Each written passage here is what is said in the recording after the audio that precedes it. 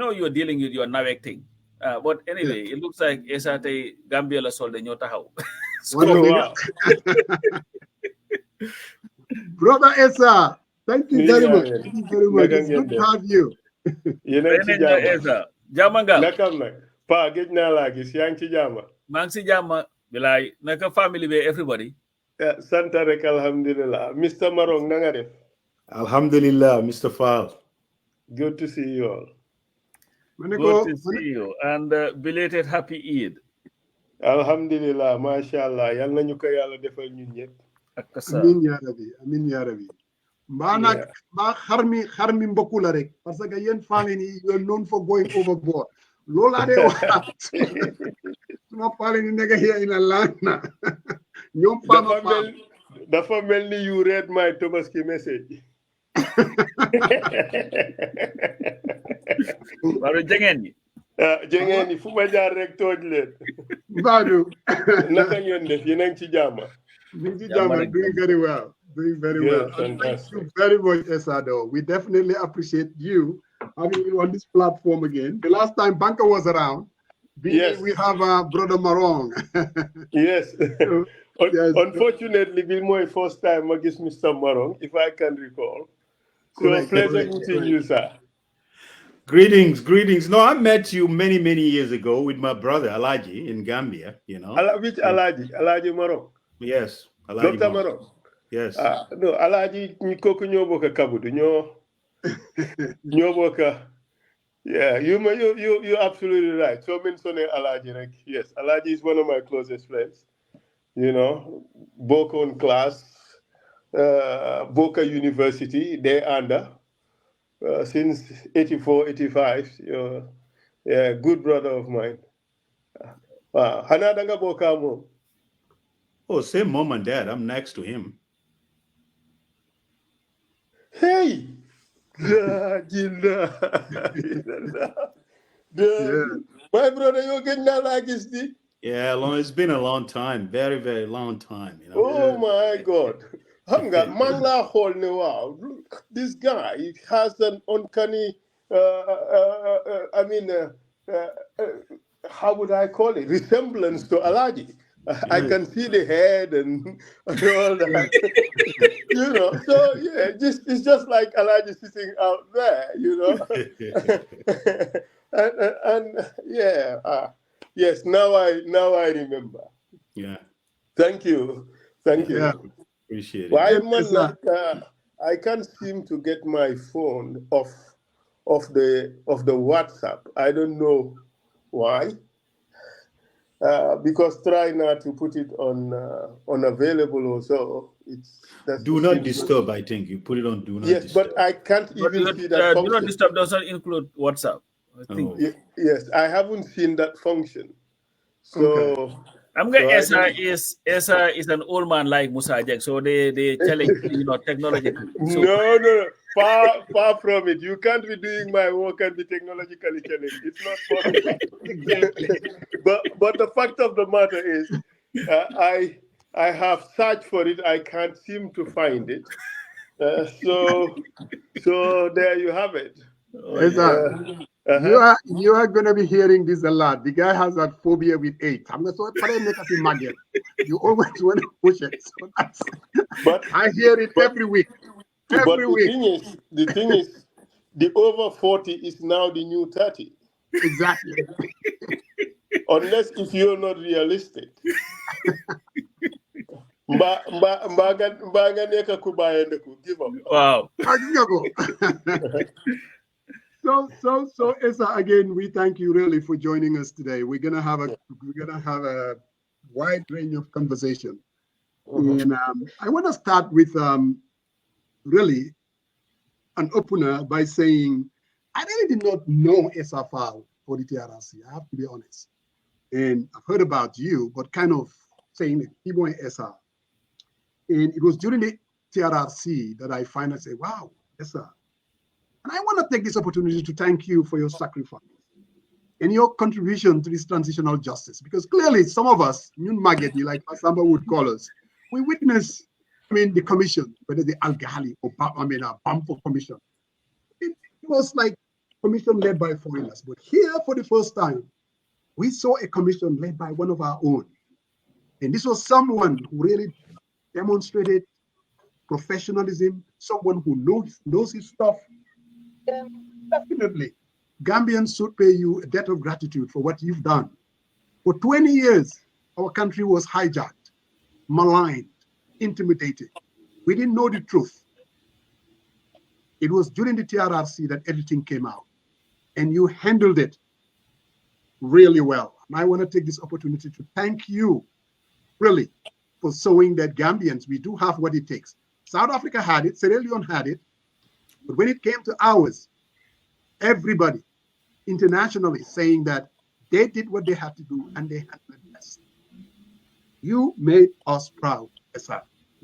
Thank you for that. Thank you very much. Just to say something brief on that opener. In fact, during the Algali Commission, both Dr. Marong and I were counsel to the commissions of inquiry. Dr. Marong was in the Algali Commission, working with Samuel Letso and the other gentleman, I forgot his name.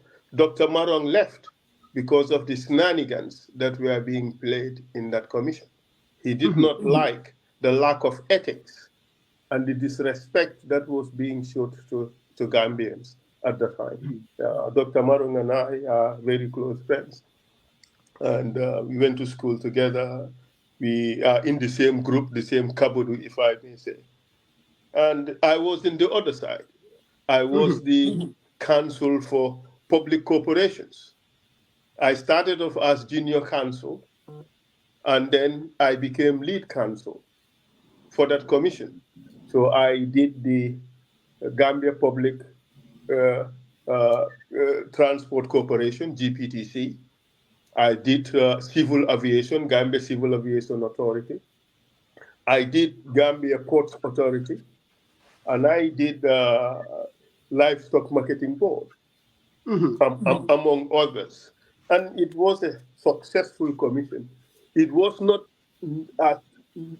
as known as the Algali Commission because there were no those shenanigans that Alaji Marong so protested that he decided to leave that commission. It was done professionally, and it had a huge following, if I may say. But at least I have learned from that. And also, you must realize that the Truth Commission gave me a unique opportunity to do what I had to for my country. I had to give back to my country. It also gave me an opportunity to fight for my country, because this was a time when Gambia needed the best out of everyone. And I thought I had to give it my best shot. It was indeed a huge sacrifice on my part, because it was a very difficult commission. This was a case in which, today you are the biggest hero to Demba. The next day, you're the biggest enemy for that same Demba. Simply because the problems were so intricate and so far-reaching that you satisfy A today, but you wouldn't satisfy that same person the next day. But I thank God that we were able to finish it, and Gambians appreciated what was done, and internationally it is regarded as one of the best, if not the best, Truth Commission ever. So I thank God that he gave me direction and guidance. I also thank the commissioners for giving me the opportunity, but also Gambians really for showing patience and allowing us to do the work. So thank you very much. So, Essa, internationally renowned, like you said, everybody talked about the TRRC, handled it really well. We are where we are. On that same thread, looking at the status of the TRRC in terms of implementation, where do you think we are? Are you comfortable with what you're seeing? And under an Essa Faal, administration for itself. How would you handle this phase of the Truth Commission? Well, the thing is, I have severally indicated my dissatisfaction with the pace at which our government is taking to implement the recommendations of the TRRC. They have had time to study the recommendations. There were 268. They carefully considered them and accepted 265 of the recommendations and published them in a white paper. It therefore means that the government has demonstrated or signaled its commitment to implement the recommendations. To its credit, the government has an action plan to implement the TRRC recommendations. But the problem is the slow pace at which this process is taking. It begs the question whether there is enough political will to implement some of the most significant recommendations of the Commission. In particular, the accountability part. I know that the government has passed 2 laws. One is the Special Prosecution Office law, and the other is the Special Accountability Mechanisms Act. But that act just merely postpones the creation of a tribunal for the prosecution of those who bear the greatest responsibility for these crimes. Yes, the government is taking steps, but the steps are way too slow for the Gambian people. Another thing that I must say is that the greater bulk of the TRRC recommendations do not require much financial resources or really too much waste of time. These are reforms that could easily be implemented. So the question is, why have they not been implemented? There are some people who are still in office who have no business being in office, simply because they've been found wanting by reason of their conduct during the Jammeh era. I think the government can do better. Its record is one of ticking the boxes instead of making significant achievements. Its record is palpably slow. It could be a whole lot faster. They cannot continue to hide behind the lack of funds, because a lot of the reform measures do not necessarily require significant outlays of funds. I mean, selling off 10 pickup trucks or selling off 10 Land Cruisers alone could have funded some of these reform programs, because all you need is for someone to draft the necessary law and the people who would be implementing them to be trained, and then the reform measures would be implemented. I do acknowledge that setting up a tribunal is not an easy task, especially an internationalized tribunal as the type that the government now wants to implement. It's a matter for long negotiations and so forth. But really, to be quite candid, the record is not too encouraging. The government could do better. Thank you.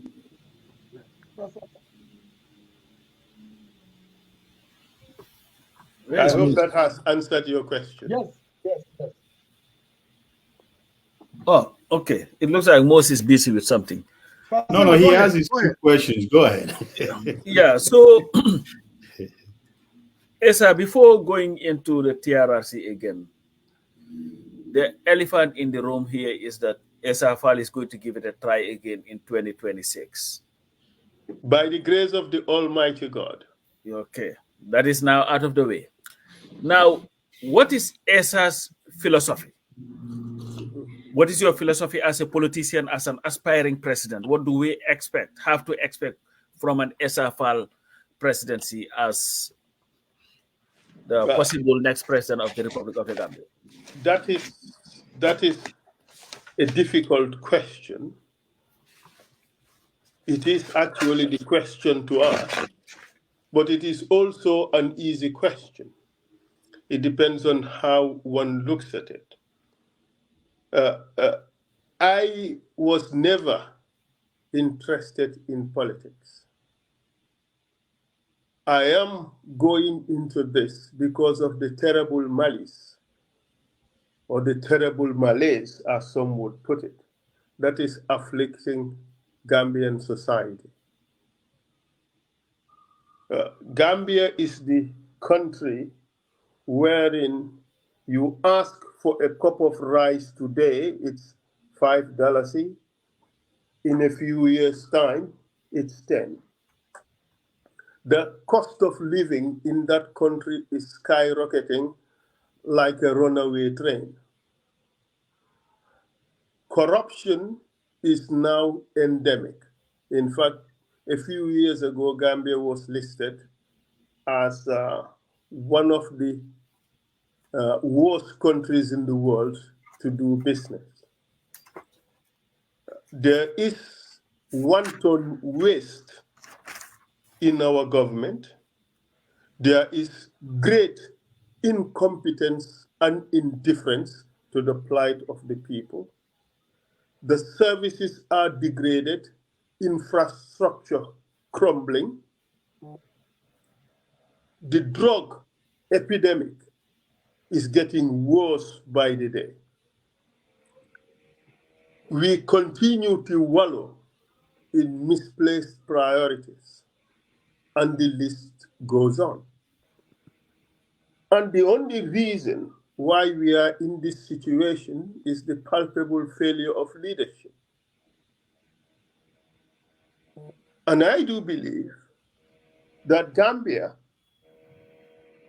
we have the people with the brains, we have the people with the capability who can change this. The only problem is they need to have that leader who is able to galvanize the commitment of all these people and bring them together to help change our country. I know, I am under no illusion that this is a very difficult task. It calls for a complete system overhaul. But I do believe that if I am elected into office, I can do it. You see, there is something that I have learned about the TRRC. If you look at it, the TRRC had the complete gamut of all the ills that afflict Gambian society, all the problems it had.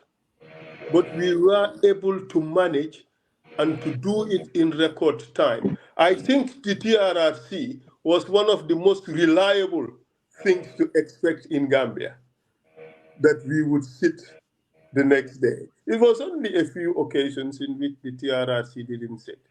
And there's a reason why the TRRC was able to achieve all it did in such a short time.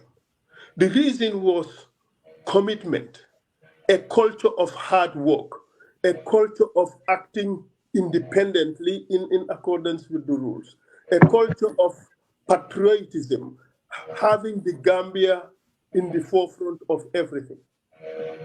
But this was only possible also because of the leadership at the TRRC. The women and men who were there had that commitment, they had that drive, under able and capable leadership that saw nothing other than what was in the best interest of the country. This is what I think I can bring to the table. If you look at the manifesto that we came up with, 2021, we call it the blueprint. There's some terrible noise in the background. I hope it's not emanating from my end. Are you guys hearing it? Yeah, a little bit, but I mean, nothing to worry about, I don't think, not from my end. Well, from my end, it is, well, it has really? subsided. It has subsided, but okay, it's now dead. It's now dead. Fantastic. So I think I can bring a lot to the table. If you look at the blueprint, we have spelled out really what we intend to do. We want to bring a team that would immediately go to work for the Gambian people and solve our most immediate problems.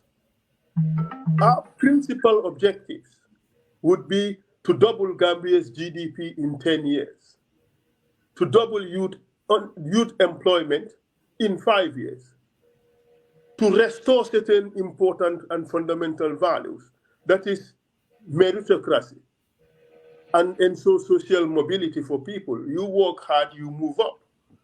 We want to ensure inclusiveness and responsible and sustainable development for the Gambian people. We want to restore Gambia's pride in the Committee of Nations. We want to significantly reduce the corruption and the waste. But more importantly, we also want to end poverty. The poverty in Gambia is astounding. I traveled around the country, and some of the things I saw really shocked me. I did not believe that our poverty had really reached those levels. And anybody who's seen some of the things that I have seen should be moved by that. There is so much dysfunctionality in the system to the extent that we need a complete system overhaul. And this is what we've been calling for in our blueprint, and I think I can deliver that. But importantly also, Gambia needs a unifier. And in the first 100 days of an Essa Faal presidency, a good chunk of it would really focus on a reset for Gambia, a reset in which we would really strive to ensure unity and reconciliation of the Gambian people. We are so too far polarized. But these are things that are not theoretical. These are things that we can achieve. And I do believe that in an Essa Faal presidency, we can achieve all this. Thank you.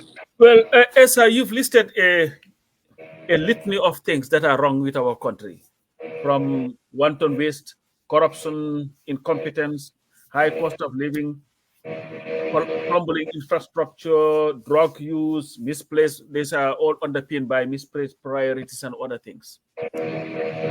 You stood as a candidate in 2021. The Sobeya movement is going on, and people are asking whether you want it easy.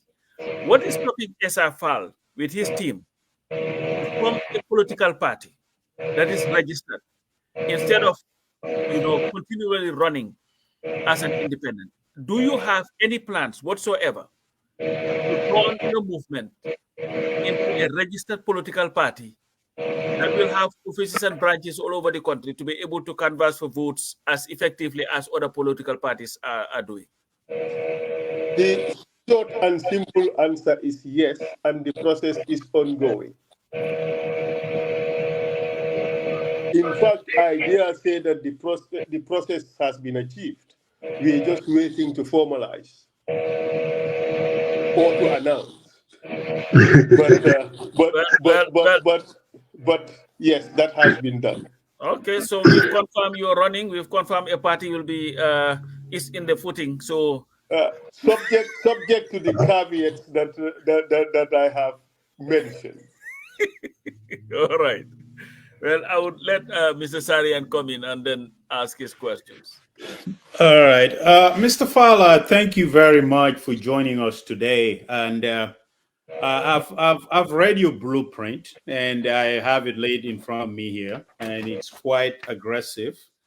And considering the Gambia right now, we are at 67% debt from international external loans, 33% domestic. How do you see Faal administration funding these projects? You see, there's a lot of waste in the system. and we need to curb this waste. I know, but for any government, especially a new one, curbing the waste would be a very difficult thing to do. Because in Gambia now, most public officers depend on this in order to survive in the very difficult and expensive economy that we have. So cutting it would be difficult. But a responsible government should be able to convince public officers and give them a buy-in into programs that are intended to curb waste. Because let's all face it, the more waste there is, the more all of us are negatively affected. Because if we buy Land Cruisers and pickup trucks instead of ambulances, it is us who are going to feel the pinch. It's our people who are going to feel the pinch.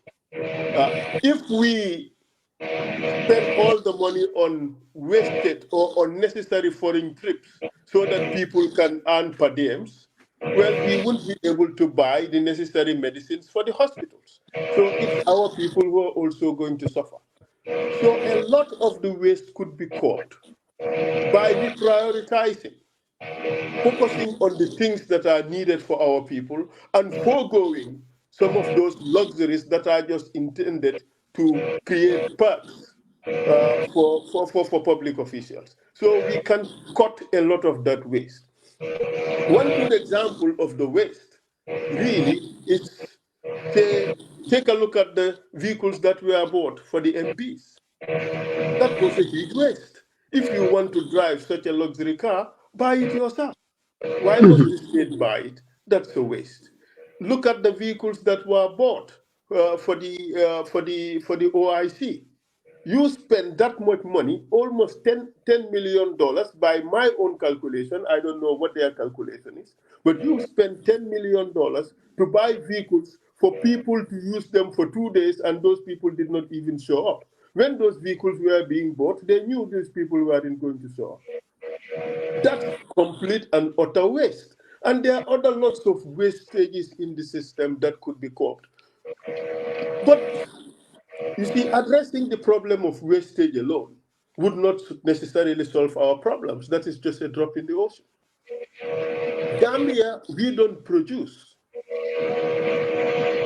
So what happens?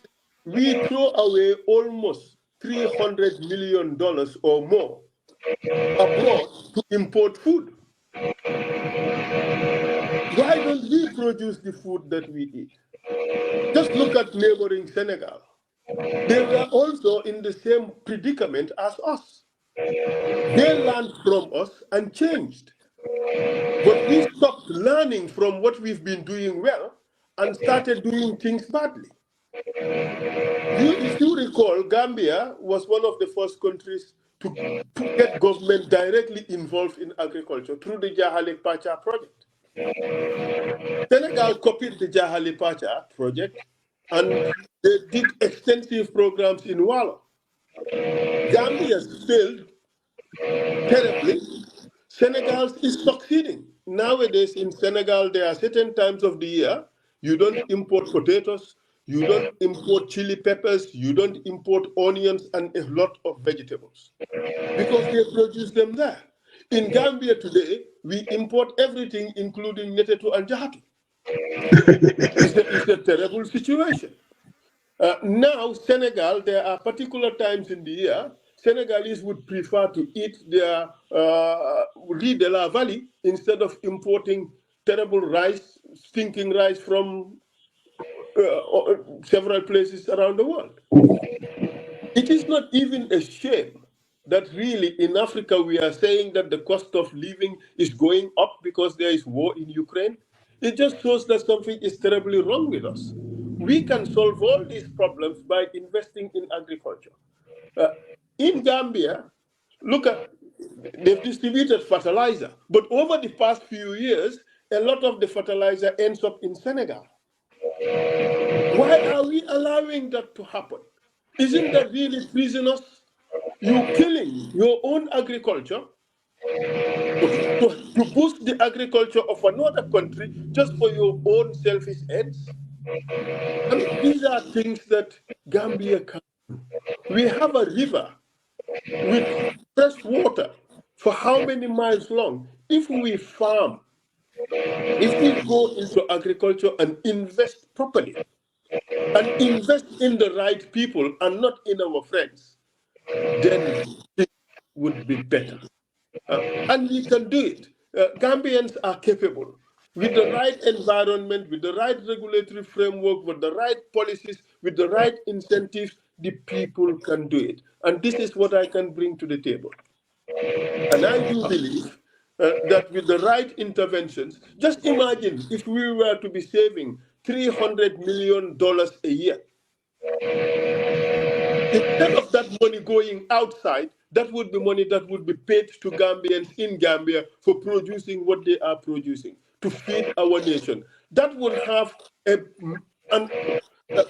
uncalculable trickle-down effect, because that is $300 million that will be passing from hand to hand to hand to hand to hand to hand to great effect to Gambia's economy.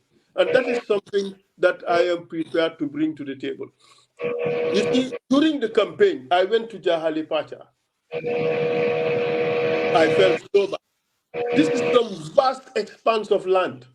Nothing was happening there. I went to the Kuntawur rice mill, which was to mill I think it was 3 tons an hour or 300 tons an hour, something like that. It's so dilapidated, people are scavenging it for ferrite. That is the situation in Gambia, and this thing can change.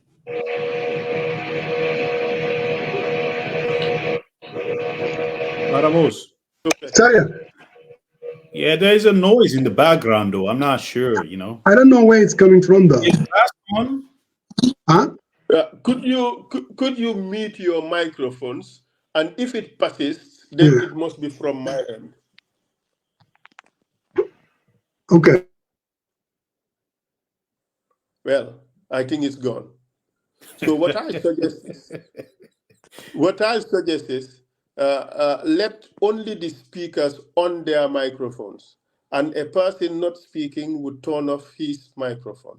Perhaps maybe that will help. All right. Thank you. Thank you.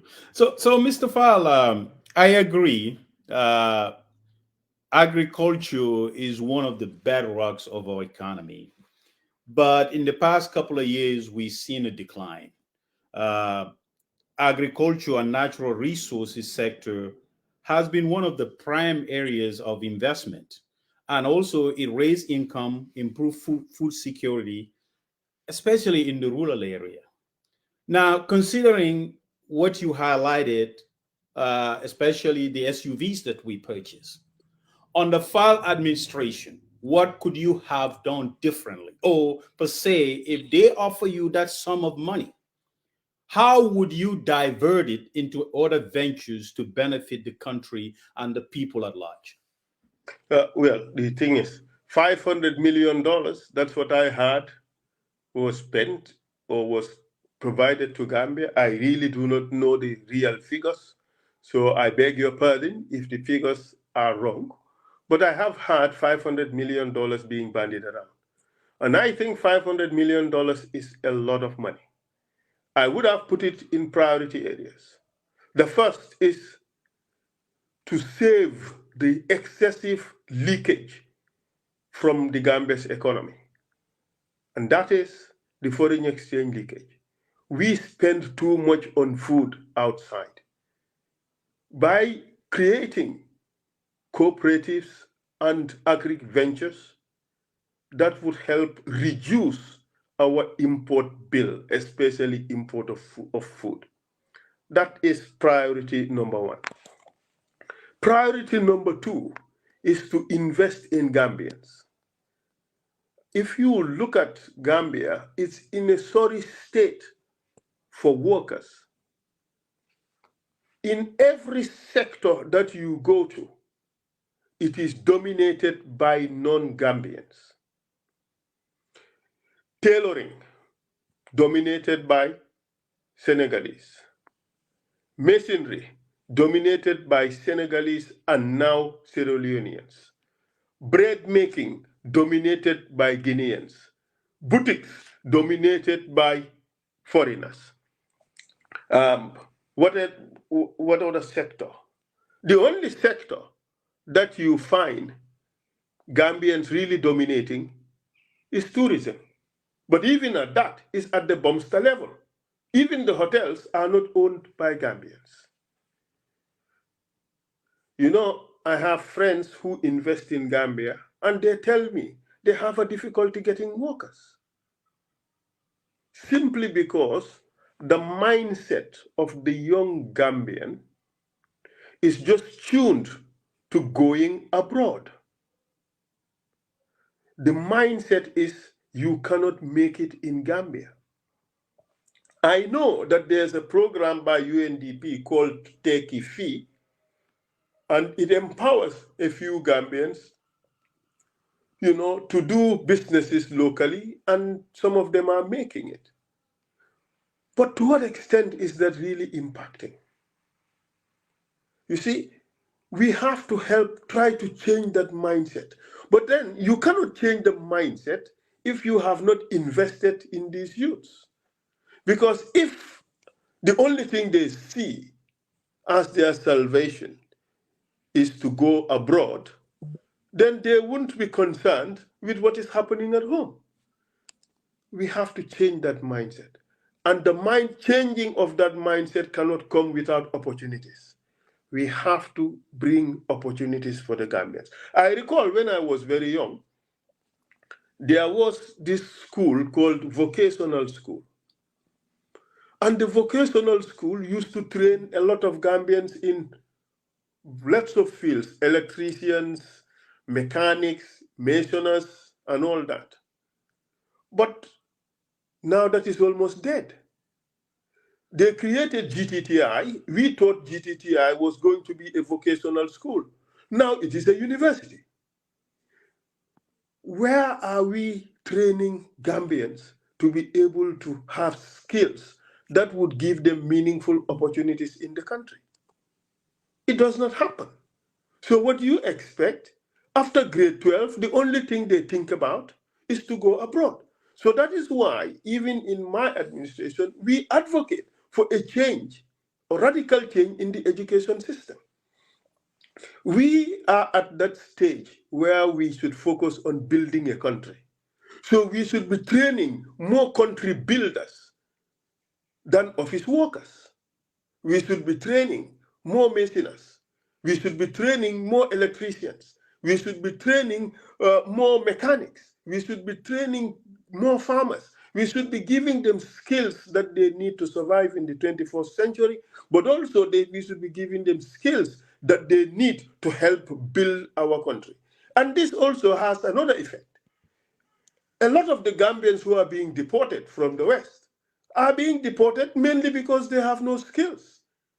I mean, if you might emigrate, especially using illegal migration routes, you get to a country, and the only thing you have to offer is being there, they definitely would not want you there because you would be, a drain on their national resources. But if you can contribute significantly to their own development, obviously, they may want to keep you. We all do know that in the West, a lot of these countries are suffering from fertility problems. They don't have young people. A big chunk of the population are elderly people. So they need young and dynamic people. But then they don't necessarily want anybody. They want people who can contribute. And that is why a lot of our boys are being sent away.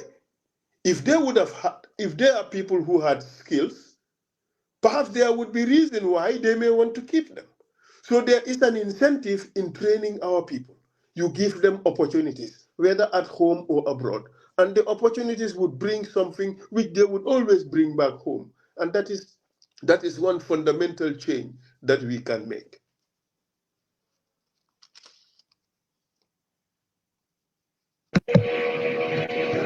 Brother Essa. Thank you. So definitely the noise is coming from Musa's end. Okay, maybe. No, I definitely. apologize.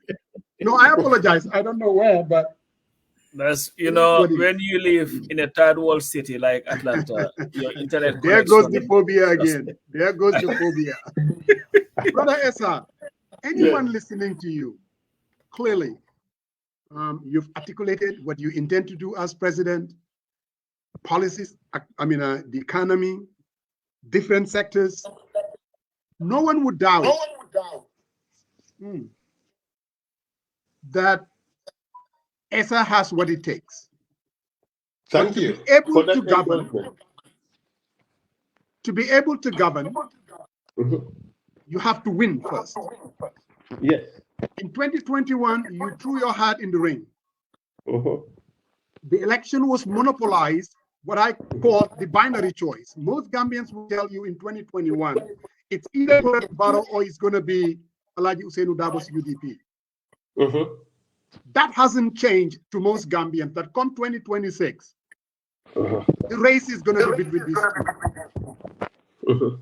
Why do you think people should give Essa Mbye Faal a chance? Why do you think either of these parties is wrong for Gambia and is not the solution to Gambia? Essa. Well, I can assure you that there is, in fact, no comparison. If people are going to look at things objectively, I am miles away from them by every measure, in terms of capabilities, in terms of commitment, in terms of zeal, but in terms of also the ideas that it takes to lift our country from where it is. But obviously, politics in Gambia is not about ideas. It is about other parochial values. But that doesn't mean that we have to give up. In 2021, we were very hopeful. We were very, very hopeful. A lot of things happened that we can explain, and there are others that we can't. But the important thing is we have learned from them. And we are adjusting the way we are doing things. And we do hope that Gambians listened to what we had to say in 2021, and that they are listening to what we have to say now. If lately I am seeing a number of statements that I have made during the 2021 campaign. I see them in videos. It looks like those videos were made for today in terms of how accurate they were in terms of the description of the problems that the Gambian people face. And I do hope that the Gambian people have learned from that. They have seen the ineptitude. They have seen that, well, apart from the too many empty promises, there's not been any significant achievements. And that now there is a time to change. In 2021, I'm so Syrian had read the blueprint, we have called for a fundamental change in the way we do things. We called for a system change. That clarion call still remains valid. We would continue, we would remain steadfast in that call, and do hope that more and more Gambians would join us in that adventure. You see, I am seeing a lot of change. I see people who did not embrace us in 2021, who thought that we had jumped into the race at a very, very late stage when a lot of people had already made up their minds. A lot of those people are turning around and coming to us. We do hope that by the time we get to December 2026, we would have turned things around and be in a position to win. If the Gambian people focus on the capability of the candidate, we would win hands down. And I do hope that that is an objective assessment that the Gambians would make. And at the end of the day, they would find me to be the better candidate and would vote for Sobea and would vote for turnaround. And with that, we can change our country for the better. Essa, most people, and this is the pushback, you did say that if you were to compare yourself with the other parties, in this case, UDP and NPP, you said it's no match. You talk about capacity. You talk about commitment. And you talk about zeal. An objective assessment. Correct. That's where I'm coming. I did say, in Gambia, it is more about parochial values. I do hope that come 2026, people would look at things more objectively. Please proceed. That's what I intend to do with this question. The objective, Go ahead. This objective, reasonable people would say that Essa has more commitment and zeal. But let me take the United Democratic Party, for instance. They did a party that was formed back in 1996. For 20 years, they've been there, committed to remove tyranny in our country. They've demonstrated that. And that I would call commitment and zeal. And they never wavered. The other part of the question is, you see, pardon me for saying this, but I really don't want to talk about other parties.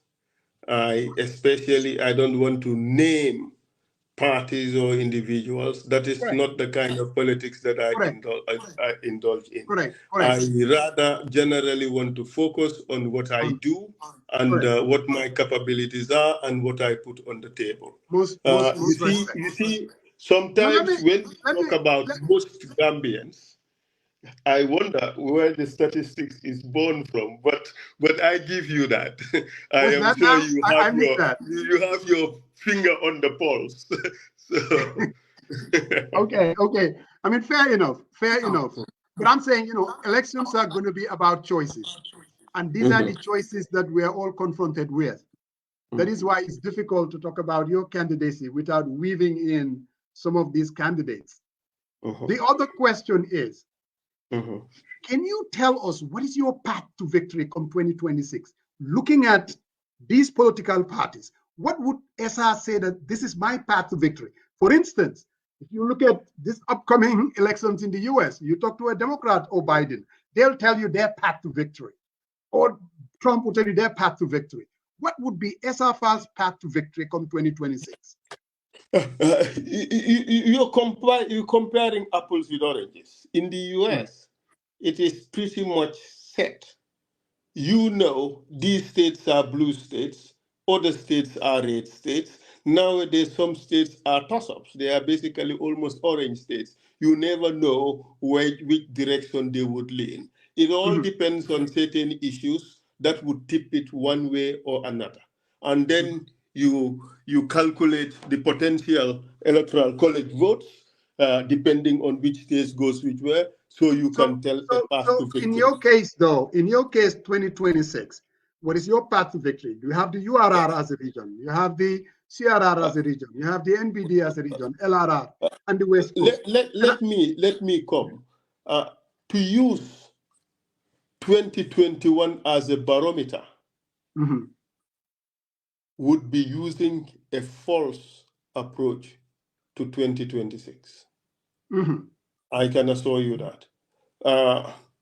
You see, the UDP, just to give you this example, because you said they've been there for the longest time, which is something I know and respected and supported over the years. All right. They've been there for the longest time. But there was no path to victory, if that is the way you want to look at it. But look at 2016. What happened? Politics is not a static situation. Things do change. We do believe that our campaign is gaining significant traction among Gambians. Every day, people are embracing our message. And we do believe that if this trend continues, we would become a viable force come 2026. But this is something that nobody can predict with accuracy. We're not at that point when one would be able to say that, well, this is certain or this is not certain. And also, in Gambia, unseating an incumbent is sometimes very difficult. We've done it only once. Mm-hmm. All right? At this rate, by my own standards, I do believe that it may perhaps be easier than 2016.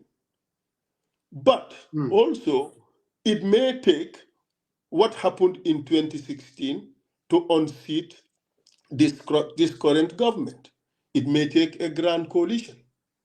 It may also take a charismatic leader like myself who could galvanize a national support to change the situation, to change the government. So we really don't know. I think it is too soon to really rule one thing out or rule the other out, or rule one thing in or rule the other out. We just have to wait. I believe it is too early. The conventional wisdom for now, as one may say it, is that there are two big parties in Gambia. And therefore, the contention is most likely to be between those two big parties. But look, we've seen PASTEF in Senegal. PASTEF was not the biggest party or the second biggest party. But suddenly, things changed. That wind of change, that mood is certainly sweeping across West Africa. Don't be surprised if it happens in Gambia. And we'd be happy to lead that and bring about the much needed change that Gambians want. Gambians don't necessarily want a change of leadership. We need something deeper than that. We need something better than that. We don't need a change of somebody at the helm to bring us almost the same thing again. We want a whole lot better than that. We want something that would be a radical shift in the way things are being done, in the way things are being organized, and in the way in which we choose our priorities. And we do believe that we are the party that can bring about that change. Thank you much. Pap Samba. It's a change. Change. As we speak today, the Gambia is without term limits. We don't have 50 plus 1. The diaspora cannot vote. And all these things can only be possible if we are to have a new constitution. One that was promised by Barrow when he ran in 2016. But we saw what happened to the draft when it did not meet his aspirations of serving for as long as he could. As now one of the leaders of that country, I think Essa has gone blank. I don't know whether he can still hear us. Oh, we've lost him. Well, he will be back soon. Boy Fatine, coach. Yes, Boy Fati, Adama Barrow and the NPP denied the Gambian people. Yes, the NPP was not formed yet, but Adama Barrow and his partners denied the Gambian people a constitution. Now, coming back to it, Essa, seeing what happened to the draft and one of the leaders now in that country, what do you think needs to happen for the Gambia to finally have a constitution that is fit for purpose? Well, this is squarely within my area of competence. I mean, I have a master's degree in legislative drafting, that is writing laws, and I did my master's thesis on the search for a new constitutional order for the Gambia. Of course, I mean, one has to lament the wasted opportunity. In 1997, we passed what was believed to be a people's constitution. But unfortunately, from off the bat, they started bastardizing that constitution by diluting the very essence of it. If you look at that constitution, it started with the preamble of taking into account the self-perpetuation in power of the recent past, for instance. That is what it said. But, you know, it's somewhere in the preamble. But the first thing that was done was a refusal to include term limits. So what the Constitution is lamenting about, it refused to solve it. I think that was the beginning of the end of that Constitution.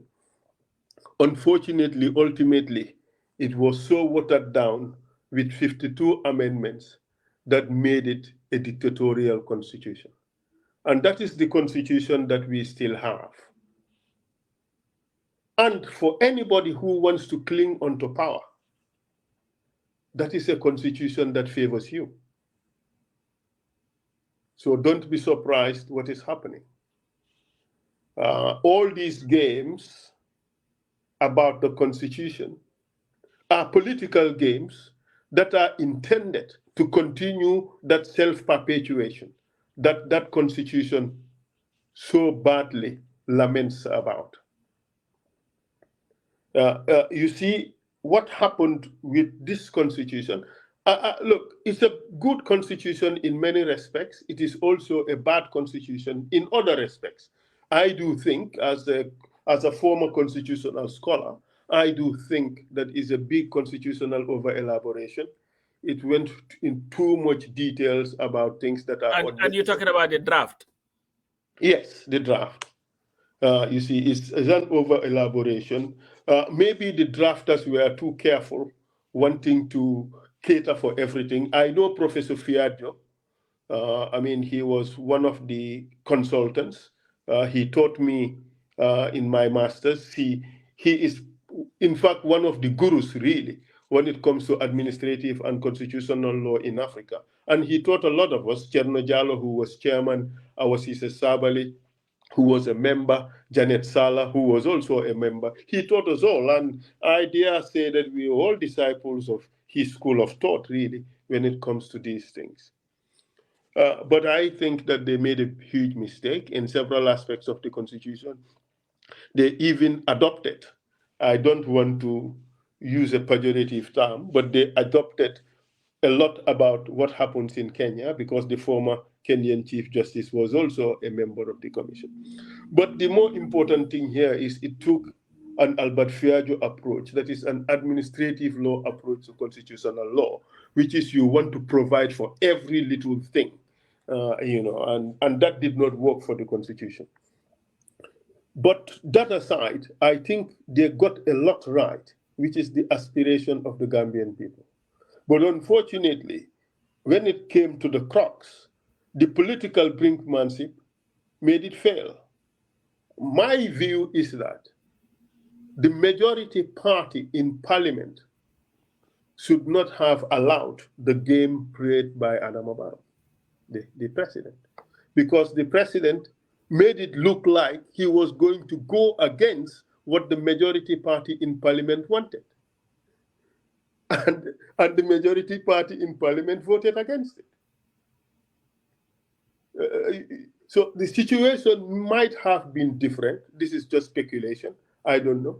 Might have been different if he was challenged to say, this is the people's constitution. This is born out of significant consultation with the Gambian people. This is what the Gambian people want, and we are going to support it. We are going to embrace it. If that had happened, I think it would have put the president in a very difficult situation. Because I do believe that at that time, he would have played ball. But because he was given the opportunity to put the ball back firmly in the court of the opposition, by saying that he was going to change things to what he wanted. And the opposition therefore decided not to support the constitution. I think that was a missed opportunity. But this is not a blame game. I think that it was the responsibility of the president to come up with a constitution that the Gambian people wanted. It was a promise that was made to the Gambian people together with electoral reforms. These were promises that were never honored. And that's why, to a considerable extent, we are where we are now. Because this is a dictatorial constitution, it does not help the aspirations of the Gambian people. And it's a constitution that really favors an incumbent, and therefore there is hardly much incentive to change it. But this is why, in most of my speeches, I call for the passage of a new constitution for Gambia that meets the aspiration of the Gambian people. If we don't do it, we would continue to have this difficult situation wherein the incumbent may not be unseated by one or just two parties. It would have to be a grand coalition to make that happen. But also, if a constitution is put in place that addresses a lot of the problems that the Gambian people call for, like, say, for instance, the issue of the term limit, the issue of age, and things like that. But for me, more importantly, it's about the powers of the president. I mean, if those things could be addressed, I think shouldn't be a problem. What should have happened really the last time in 2020 was to pass something and then thereafter make amendments.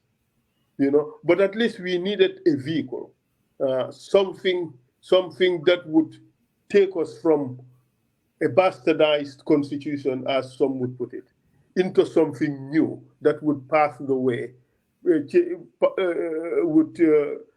chart the way for a new way of doing things. I think that was necessary in 2026. Unfortunately, we lost that opportunity. Yeah, as I just wanted to make one clarification, because the majority party in terms of number was in the opposition, and the opposition voted for the constitution to go to committee level. It was Barrow and his alliance plus people that he was able to get from the PPP and stuff to vote against it going to a committee, thereby killing it. But the next question that I wanted to ask is, coming back to when you started, the litany of issues that you raised that are affecting the country. If Essa Mbye Faal was elected president, let's say December 4th or whatever it is, 2026, you were declared president. By January 19th, you were sworn in as the president of the Republic of the Gambia. What is the one issue out of all the issues that you will give priority as president of the Republic of the Gambia? Bringing down the cost of living. And how would you do that? There are lots of ways one could do it. One is we can institute price control measures. I know that is an anti-liberal trade policy, but we are in such a terrible situation that one should consider doing that. Another thing is reducing taxes for basic commodities. Another area is to subsidize some of the products or some of the produce that we use. These are ways to really reduce prices. So it is doable. I mean, subsidies can really work. I mean, look at prices of fertilizer. Today in Senegal is about $800. It's in Gambia, it's $1,110. Why the price disparity if we are buying from the same place? It's probably because the Senegalese government is giving some subsidies when we are not.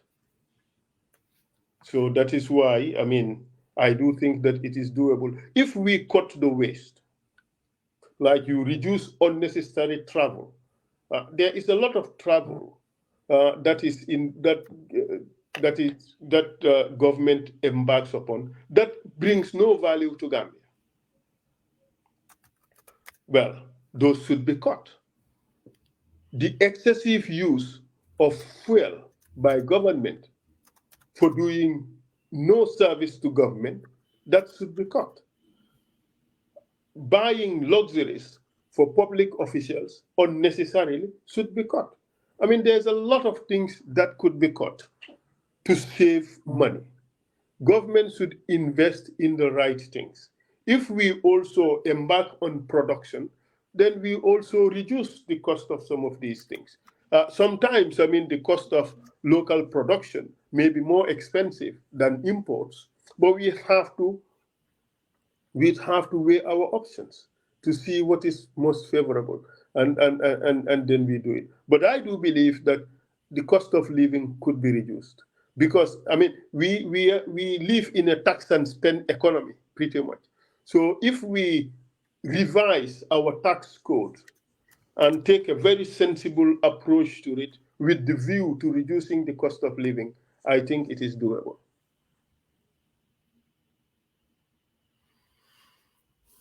Thank you. All right. Thank you, Mr. Faal. So I just want to clarify one thing, and I think Coach kind of highlighted that a little bit. So the failure of the draft constitution was mainly of MPP, not the opposition, because the opposition voted to push it to the committee level, but the MPP and the other coalition killed it to proceed. I think that's our understanding. Well, for me, my view was that, I mean, the opposition was pretty much divided. There were a lot of the opposition members were hived off and taken to the other camp. But they still remained, I want to believe, part of the party that voted them in power. But that was my understanding of the situation. So that's the reason I believe it failed. But principally, it is the president who should be blamed, because it is the president who promised the Gambian people a new constitution and did not vote for the constitution that he tabled in the National Assembly. So therefore, he should bear the responsibility for it. But the sad thing is, Gambians did not necessarily take that into account. When it came 2021, I was going to think that would be one of the most fundamental issues that should influence their vote. Unfortunately not. Okay. All right. So I'm just going to use an analogy here. I don't know whether you've watched the movie Star Trek, on board the USS Enterprise, the most sophisticated starship, and there was Nova's cruise, and they were on a mile voyage. The path takes them to a very dangerous coalition, and on the other ship there was a Roman mission, a commander who is very vengeance. I mean, he just wants to destroy humanity. But out of that scenario, or out of that character, there was a coolly logical officer. And he built a consensus, say, we have to put our rivalry aside and find a way to defeat the common enemy. I've seen your pages, and I got it here, right here. It says, Mr. Faal is a unifier, a consensus builder, a problem solver. Obviously, we have a problem. The problem is Mama Gambia. The Gambia is very, very lonely in terms of development, in terms of building a very robust public sector, in terms of, reviving the economy. Corruption is rampant.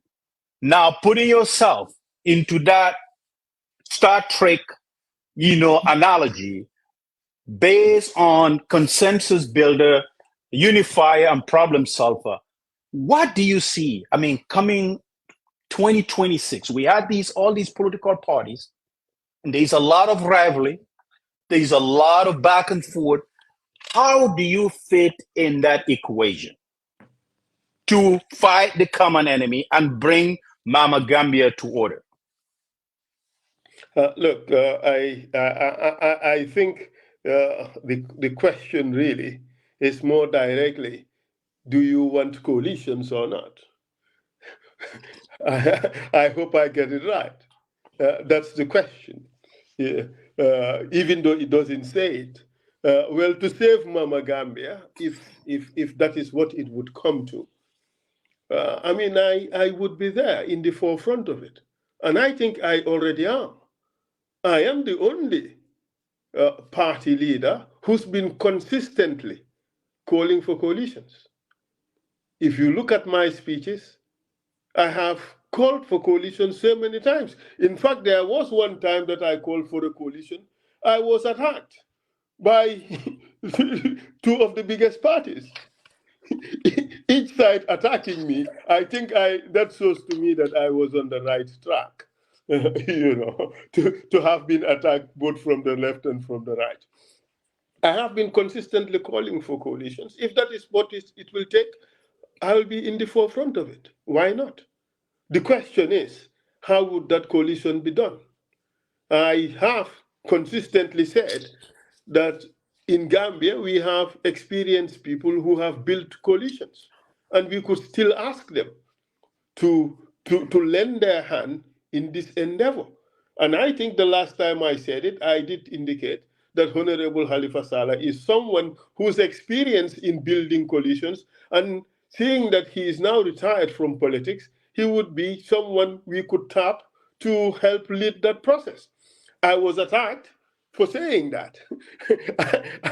Gambia is the only place where you would mention that a particular person is very competent at doing something, and you are attacked for political reasons for recognizing that person's capabilities. But I would not stop calling for coalitions, because I think that it helps reduce the cost of our politics. Because by being so fragmented, politics become very expensive, and a lot of money is spent on it when we could have come together, and and that too would reduce a bit of the tension about the parochial issues that happen in the country. I mean, I do say that I am a unifier, and that signals that I would want to bring people who would otherwise be on different sides. I would want to bring them together. So if I have that opportunity, definitely I would take it. The last time I did try. Maybe people did not know, because these things were not being done in the glare of the public. But I did try. I had conversations with with some of the leading candidates. But unfortunately, it did not yield the results that we expected. But that doesn't mean that one cannot try again.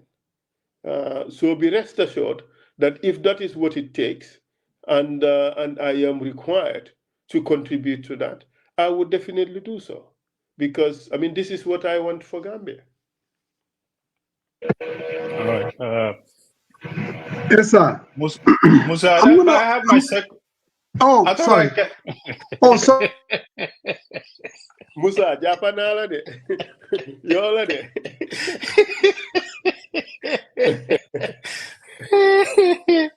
Oh man! All right, Mr. Faal, I'll listen to you, and as I said, thinking about it kind of reminds me the agenda that you put forward, your blueprint, and we all know in the past where we had this the economy recovery program, and there was a logical framework that was rolled out, which is Program for Sustainable Development.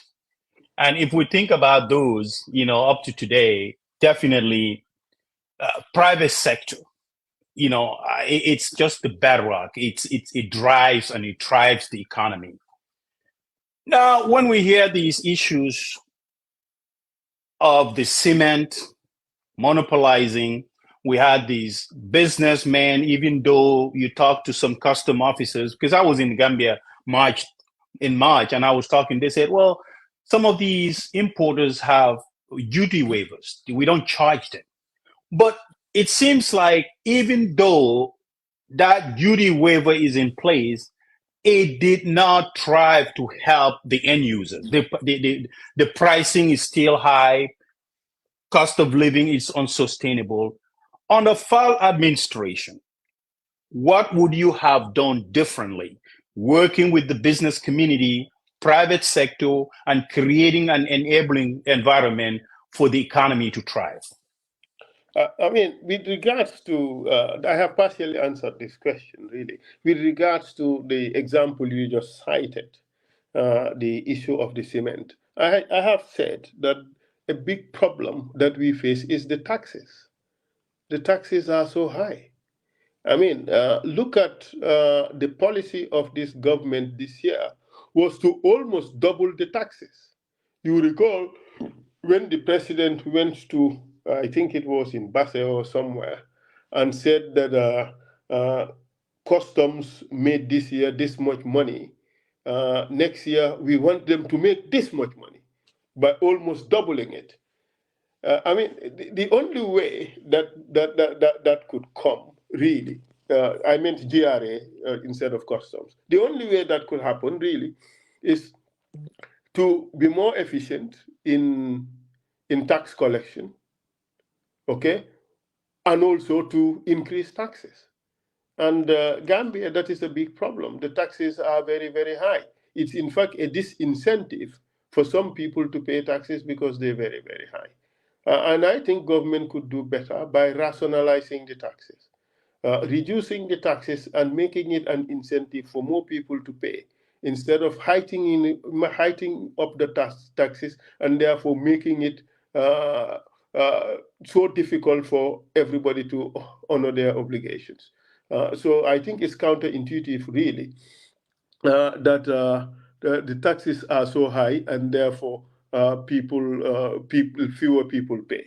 But if we rationalize taxes, that would help. There are a lot of other economic interventions that could be taken, really, to help reduce the cost of living. But I think Gambia, our biggest problem is not lack of ideas.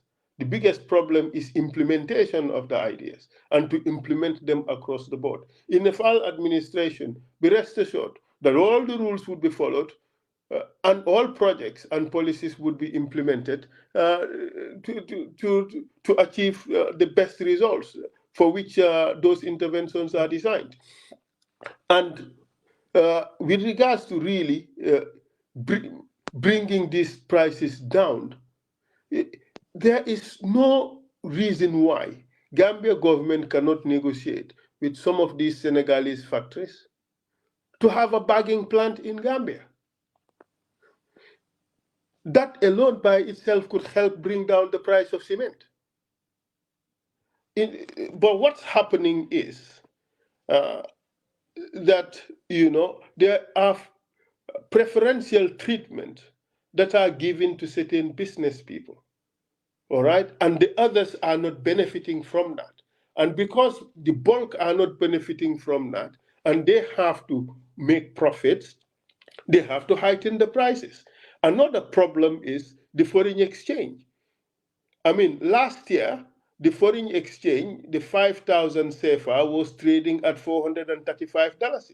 Today is trading at $560. So if really our foreign currency, our dollarcy keeps deteriorating, against other currencies, well, the prices of all the imports will go up. And unfortunately, we almost import everything in Gambia. Like I said, from sophisticated vehicles to Netetu, we import. And because we import all that, foreign currency becomes a problem. And because foreign currency is a problem, the prices of goods keep going up and up and up and up to no end. So we have to stabilize our currency. If we don't stabilize our currency, we'll be tied us because prices of goods would continue to go up and up because it's a function of the imports. That is the biggest problem we have. Just look at between 2016 and today, the dollar has deteriorated against the CFA by more than 40, well, exaggerated, by more than 30%, if I may say, because it was 300 and something dollars for the 5,000. Now it is 560. I mean, it's a huge deterioration. Look at the dollar against the dollar. It used to be about $49 thereabout to the dollar. Now it is 60 something. So this is the biggest problem that we face. We cannot stabilize our currency against other currencies, and we don't produce anything. Therefore, the imports would be very high. And another problem is our port is now dead. So therefore, a lot of the goods come through Senegal, and therefore would be more expensive to transport from Dakar to Gambia, and also to pay for the crossing of the goods from Barra to Banjul and then the Combos. So definitely the cost of goods will go up. These are the problems that we have to face. So we have to address that infrastructural issue, that is the port issue. We have to stabilize the dollar. We also have to ensure that some of these things are produced in the country. Otherwise, the leakage would still continue. That is the leakage of foreign currency. That is the leakage of the capital that is being thrown away to other countries in exchange for what we eat or the things that we consume in Gambia. We have to change that. Thank you. Go ahead, Musa. We can't hear you now, Musa. I guess I was working on the background noise, but I guess it's not working either. But I mean, Essa, pulling on that thread about coalition building, I am known to be a student of coalition building. In 2016, I wouldn't go to any platform without talking about coalition. Now, most people will say, when it comes to coalition, especially 2026, the devil is in the detail. You talk to any party, they will tell you they're open to a coalition. My question to you is, why do we need to form a coalition? For what? In 2016, we needed it to defeat tyranny, bring an end to the Jammeh era. For 2026, what would be the rationale to have a coalition of parties? And can you tell me, Essa Mbye's team, what are you open to when it comes to this coalition building? What are you willing to give? What are you willing to compromise? I mean, this is a packed question. I mean, the first part is 2026 being different from 2016. Why do we need a coalition? Well, I would not say that. I think it's almost the same. It's except for the excesses of the government, of the Jammeh government, we do not obtain in the Barrow government, at least as far as I know, to his credit. I mean, but the self-entrenchment is still there. That is something that the Gambians want to change. And we all do know that changing an incumbent in Gambia is difficult because the odds are stacked against the opposition. In the first place, illegally, the entire government machinery is galvanized to prop the government in power, for the government to win elections. That is illegal, but can it be changed? It has to take a president who is really fair to the people and wants to stick to the rule of law to change it. Otherwise, they just take advantage of it. Look at last elections.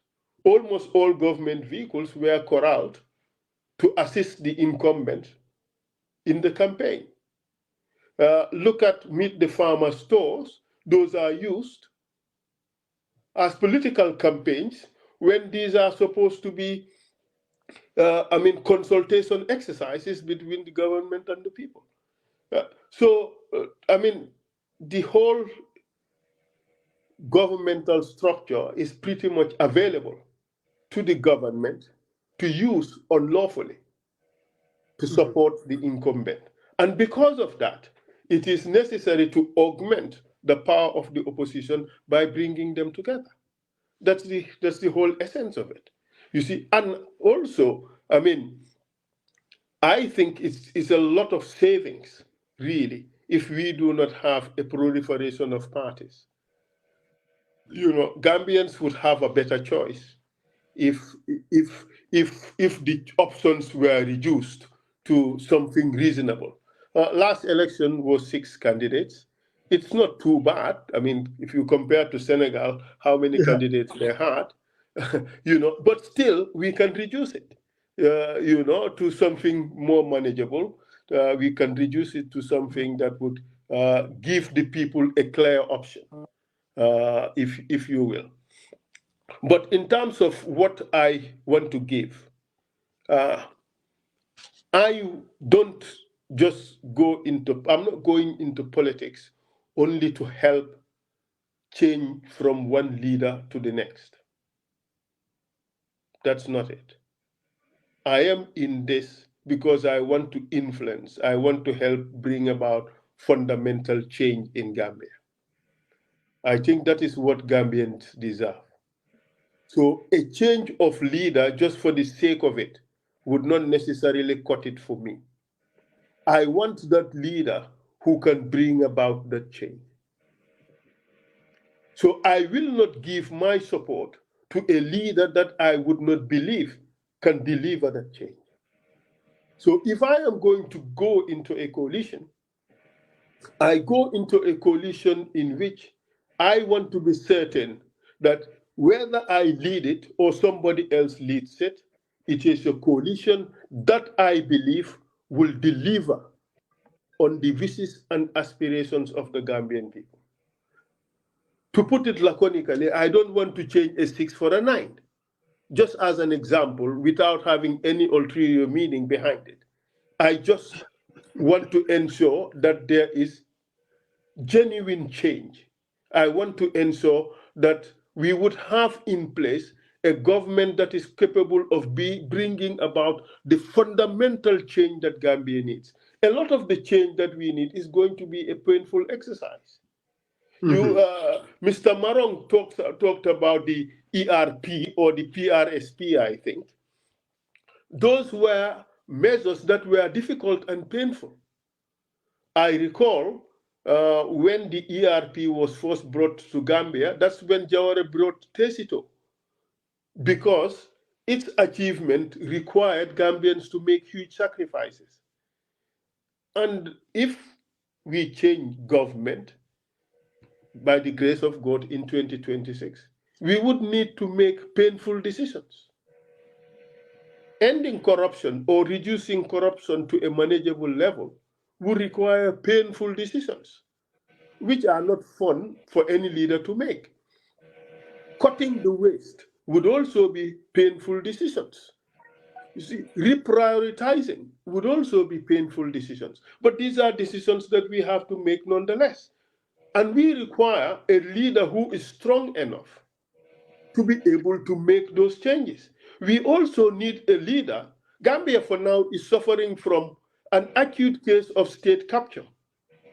But we don't want a leader who's already captured by the time the person takes office.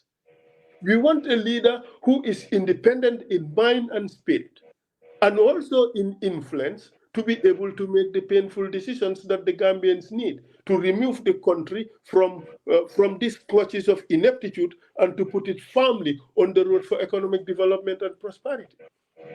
That is what we need.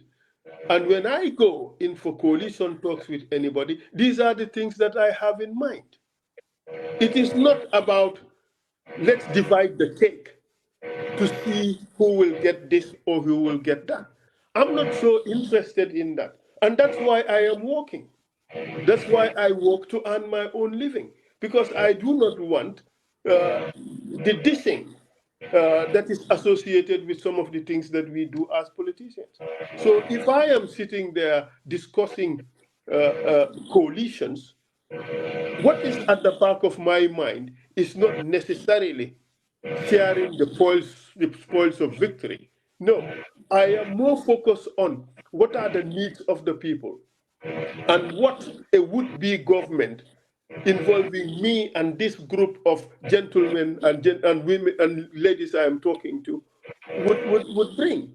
If I believe that this alliance or the proposed leadership for this alliance cannot bring for Gambia what Gambia wants, I will not proceed with it. And that is why some of the talks I have had failed. It's not that those leaders are not capable. No, far from it. I do have tremendous respect for all these leaders. And I do believe that they mean well for the country. And I do also believe that they have what it takes to take Gambia to the next level. But the arrangements were such that I don't think, under the circumstances, it would have been able to deliver.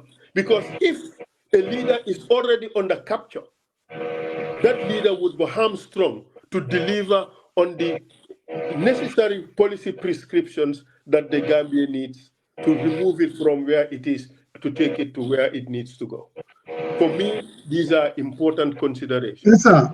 I wanna, and this is not my second question, Sariang, but he mentioned something, and he kept going back to it. And I just want a little bit of clarification. You said a leader under capture. I mean, what do you mean by that? Look, Gambia is a very small society, all right? And a lot of us politicians owe a lot of debt and obligations, all right? And in Gambian society, these things are always expected to factor in decision making. So if you have a leader who happens to find herself or himself in such a scenario, it will be difficult for that leader to be able to make the difficult decisions in freedom and in independence without the interference of those to whom she or he owes those obligations. Interesting. Yes, he's talking in quotes there. But I'm not talking in quotes. I am just being honest. Okay. And putting it in such a way that that what I am saying would not be deliberately misinterpreted. Let me be honest too with this question statement. As a follower of Gambian politics, I also do know that we're all talking about coalition. And as I listen to you, most Gambians would say the only viable coalition is to support a candidate that people believe, or a party, formidable force. And for that to happen, they can sit together at a table and then discuss the process.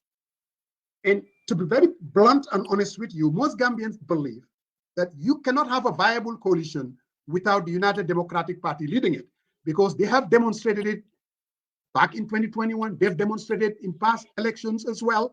They are the main opposition parties. They have more votes than any other party. So most Gambians would believe that if we are serious on forming a coalition, that is something that we will all sit around and talk about that and talk about the process. That is, if we believe that we need to stop the incumbent and bring about change in 2026. Am I just being talking? I think that is a huge fallacy. I do hope that 2026 would prove that this is a huge fallacy. I don't want to talk about individual parties. Like I always say, in whatever I do, I want to respect people on the other side. And to that extent, I tend to be very careful and very measured about what I say concerning others. I am never afraid to say what I think. And I'm never afraid to say what I believe is the right thing to say. But equally, I do believe that it is important to be mindful and cautious about one's utterances. But the thing is, the political dynamics in Gambia is changing and changing rapidly. A party may be very big and strong today, but tomorrow it may be hemorrhaging supporters big time.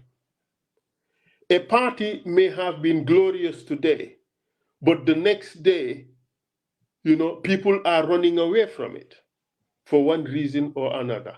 That is why I say that this paradigm that you think is out there today is going to be there come 2026.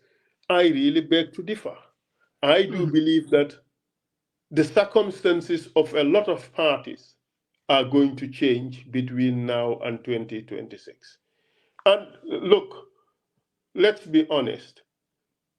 The government in power today is not as popular as it was in 2021 December. By how much? I don't know. And who knows what is happening with regards to other parties? Some of these parties may be coming up. A coalition can be a configuration of, there are lots of permutations and combinations that are possible, with or without some of the usual suspects that you talk about. But it does not necessarily mean that one of those suspects must necessarily emerge as the leader. Be rest assured that as it is, Gambians are yearning for a third option. Gambians want a better option than what is potentially available now.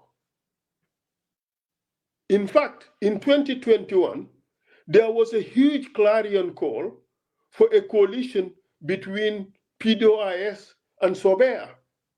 A lot of Gambians in the diaspora were saying it. And ideas say that we were partly punished by the voters for not delivering that. And be rest assured that this time around, there is even a bigger call for a third option. Because a lot of Gambians, and I dare tell you, that most Gambians believe that either option A or option B, which you identified as the more obvious options, are not in fact the answer for Gambia's problems. The Gambian people want a third option, an option that is not enamored or anchored in these parochial values, and an option that is more focused on solving Gambia's problems, an option that is not captured, an option that gives the young Gambians an opportunity to thrive and blossom, an option that is focused on ensuring that in Gambia we are able to do the things that Gambians will run out to look for. Gambians are looking for that option. And I do believe that come 2026, that Gambians will have that option. And that option would be different from the options that you presently think about. That third option may perhaps be as potent or even more potent than what is on the table and may be capable of winning the day. And I look forward to that. Thank you very much, Essa. Samba. Essa, I just want to piggyback on Musa's question on coalition. In an earlier answer that you gave,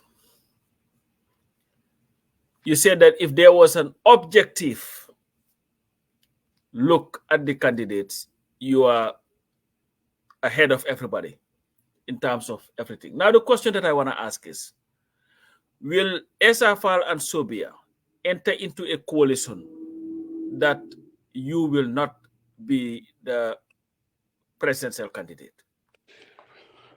Look, you have asked me the question at the beginning, whether you're going to run 2026. Yes.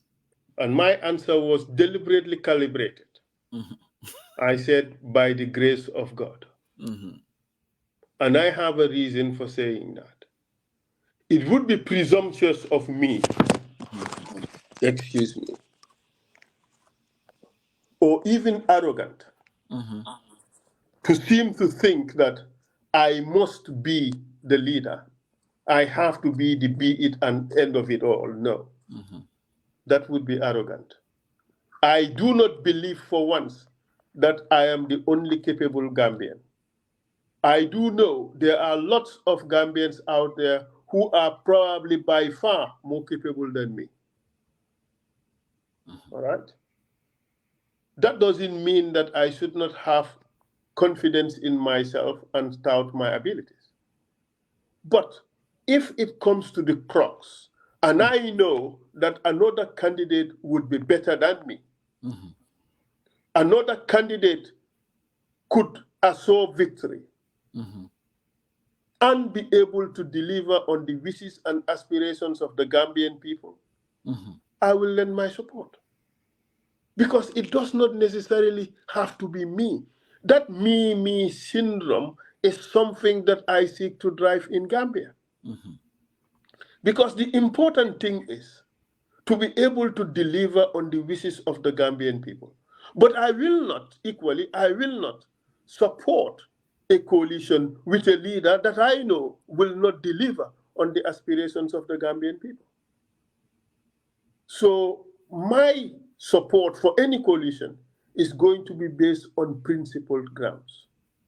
It would be more about Gambia, not about me or that individual, or about my party or another party. No. The most important thing really would be with this formulation or with this combination, would we be able to attain victory? And will we be able to deliver on the wishes and aspirations of the Gambian people? If that is not possible, then I would look for other options. And I think that is the honorable thing to do, because I will not support, really, as a matter of principle, an arrangement that I know is going to further sink Gambia or will maintain the status quo and will dash the hopes of the Gambians. I will not do that. Great answer. I know Asunobi saying that, but I said it.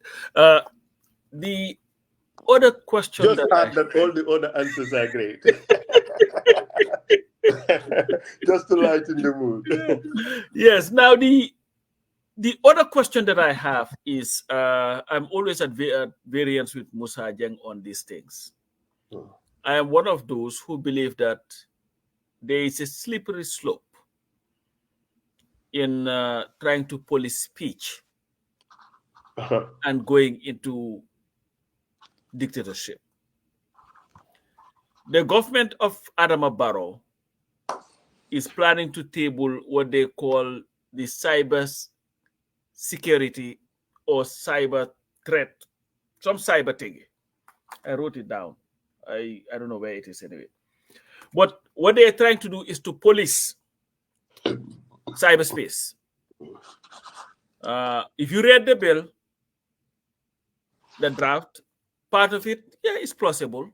Like people posting pictures of nude people and all that. That is, but they're trying to pretty much policy to an extent that people who believe in free speech are worried that it is an attempt by the government to be able to go after those on social media who criticize the government. What is your view on this overdrive, that's what I call it, by the government in terms of whether we've had the IGP made a speech and threatened to go after people, this insulting must stop. But who define insulting and what does that mean? But what is your view on this whole thing about trying to police speech and balancing it with also making sure that at least we all respect each other to the extent that you're not going to go to social media and start insulting Essa Faal's parents or so? You are the legal mind. You are the one who studied writing legislation and all that stuff. I did not. What say you, Mr. Faal? You see, in a lot of these things, there's no right or wrong answer. Maybe sometimes the best answer lies in between. Yes, free speech is a fundamental right, but it is not an absolute right. Okay. Freedom of speech is a fundamental right, but it is not an absolute right. Because remember that when you make a speech, you express your wish. But that expression of wish could also affect another person's character or another person's reputation or another person's right. But that person also has rights. So then you have a situation where you have a conflict of interest. How does the law address that? That's why every fundamental right in our Constitution has certain derogations. And those derogations are, it is limited on the basis of morality, on the basis of the rights of other individuals, and on the basis of other laws that exist in our body of laws. You recall that free speech is also limited by the right of another person not to have his or her character assassinated or to be defamed. And that is why we have the law of defamation. All right, so that the person is able to go to court to vindicate his or her rights. All right, so freedom of speech in that regard is limited. But we have seen where governments have used legislation to curb people's freedoms, and those are government excesses.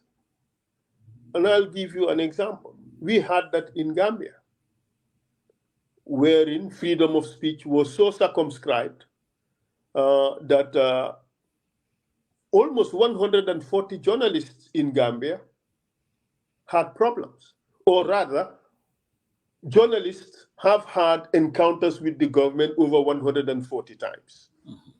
It's just because you have a government who was pushing back or rolling back the rights of individuals to freedom of speech. We have to find a balance. In every democracy, the people have to be given a space to say what they want and say what they think. But also, in so doing, they have to be respectful of the rights of other people and not to injure their character. So we have to find that balance. Give the people their freedom to speak. Give the people their right to critique the government. The people to express their thoughts. Give the people to exercise their religion and exercise it in the way they feel. People the right to assemble and demonstrate. People the right to assemble and all that. People the right to exercise their conscience. But also the right of other people not to have their privacy so violated in public, that too is important.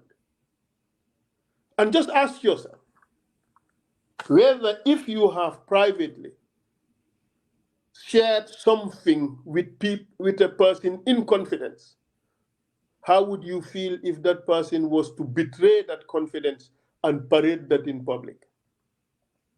You may feel bad. This day and age, with advances in social media and so forth, we have to rethink our laws and bring them in line with recent developments. And how do you do that? You have to find a balancing act. What is right against what is wrong? You allow what is right and proscribe what is wrong. And this is also based on the morality of the society. It's not one glove fits all, because what is morally acceptable in the US may not necessarily be morally acceptable in the Gambia. So we have to have a balancing act based on the society, but also bearing in mind the developments in the modern world. That's why I say there's no right or wrong answer. We have to look at the policy prescriptions. We have to look at what government wants to do and why the government is doing it. If the intervention is going to advance our society, then fine. If it is going to hold us back, roll back the rights of the people, then it is wrong. But remember also that we are in a constitutional democracy. We have a court, that is the Supreme Court, which is the arbiter for all these things. It is the institution that can determine whether a particular act of parliament is unconstitutional, whether it infringes the right of the people on the constitution. It is better for those people to interpret the law and make a decision on this, which would bind us all. I have not read the law that you have cited, but I do know that governments, especially governments that are very powerful, would want to use the law to control the actions of the people unconstitutionally, like happened between 1994 and 2016. I hope that is not the approach they are going to take with this. But remember that in 2020, there was an effort to also pass a bill that dealt with insulting the president. A lot of people questioned why the bill did not extend to other people. So it was discriminatory in its content. So that would not have passed muster because of the discriminatory aspect of it. But ask yourself the question, do we really want insults in our politics? If we don't want insults in our politics, perhaps we should consider making that law, not just for the president, but for everybody. But how would you implement that? What amounts to an insult? Sometimes, these are contentious issues.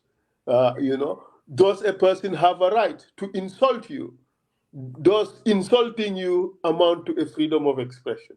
So these are questions that are very difficult to answer. But I do want to believe that society has to regulate speech. You cannot just allow any form of speech. Even in the US, they don't allow any form of speech, and that is the height of freedom. But equally, I would argue that people should not be so people's rights should not be so circumscribed that the people are afraid to speak. Gambians must have a right to speak and to speak out, express their opinions, their thoughts, and challenge issues. But equally, I think in so doing, the law should be there to protect other people from being disabused, from being improperly treated. When that happens, those people should have a right to go to court and be able to protect their own privacy, be able to protect their own reputations. And I think that is important in any society. So and that doesn't amount to criminalization of speech. No. When people are given the chance to go to court for remedy. Yes, we have gone past that stage of criminalization of most speech, because defamation is no longer a crime. It is limited to a civil matter between two individuals. And I have no problem with that. That's my contention. When you start to criminalize it, that's you have a problem. And here, not to engage in a debate, but if you have a government that would readily give a platform to an insulter, a government that would readily give a platform to an insulter to address a national gathering, but then wants to go after other insulters of other supporters of other parties, then you're not having an equal application of the law, and this is where you have a problem. But anyway, I agree with you but having a law would take care of that. Having a law would take care of that. If you have a government, if you have a law across the board, it will take care of that. If you have a government that negates, forget about the government. We're talking about the law. Musa, I'm talking about the application of the law itself. If a government that is bringing a law would readily have an insulter in their platform, they are never going to prosecute that person in the first place. They're not interested in that. If you're prosecuting across the line, I have no problem with it. But that's not what is happening. I think the issue here that Pa is raising is a question of application, which can apply on every aspect of the law. Absolutely. So if it's not on the freedom of expression law, it could be unlawful use of government resources in elections. The other sides, they don't have access and cannot benefit. So the problem of selective application of the law is the problem that we would have to deal with throughout every administration. But it is the responsibility of the citizens to hold the government to account when it does those things. And you have people like yourselves who are playing a valuable role in bringing these things out by naming and shaming. Those are things that society can use to keep a government in check. But I do agree with you that we have to be careful how we legislate against people's actions, especially when it comes to speech. There is a line where it is too far, but there is also a line that must definitely be reached in order to protect people. And I hope that this law has that sensible approach. But in any case, if it doesn't, the Supreme Court will be there to really arbiter over these things. I do hope that it would be so sensible that going to the Supreme Court would not be necessary. Are you guys now in agreement? No, I'll never be in agreement with Musa Ajak. Trust me, we will never. If it is left to Musa Ajak alone, Musa doesn't respect human rights as much. No, left him alone. All I'm saying is, like you indicated, social media has changed things. You can be in Atlanta with a big megaphone and say whatever you want to say. That's where I have a problem with. I wouldn't call that freedom of speech. It has to be regulated. I'm not into, yes, you're absolutely right, Pasamba. I don't want a law that only protects the president. I want a law that protects individuals. Simple as that. But anyway, well, you know, go ahead. Unless you have a government that would have an equal and fair application of the law, absolutely, you're going to have problems, and that's not what you have. Absolutely. We have a government that I am not taking briefs for the government. No, you're not taking briefs. My position has always been. I do not. My position has always been with a government that cannot respect court decision. My position has always been. Even if you remember, Taimi Jame, I've always had a problem with these megaphones of insults. I seriously believe that. This has nothing to do with defending this government or that government. You are an activist on steroids. You think anybody could say whatever they want to say, and that this is just what it is. Anyway, go ahead, my brother Sarian. We can take our debate behind the scenes. Are you done? You got the last word, huh? Thank you, Uncle. Thank you, Uncle Musa. Activists on steroids.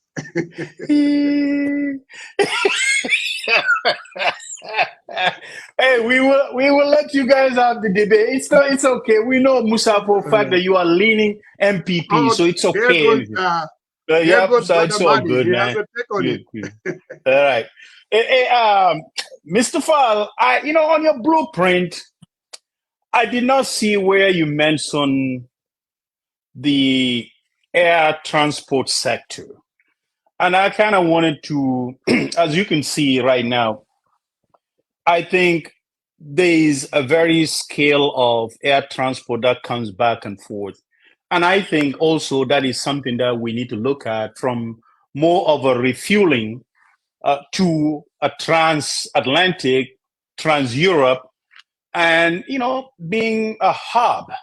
But we have to work. But I don't know what your administration, say per se, is there thinking of how to modernize especially our airport to accommodate and kind of boost our economy?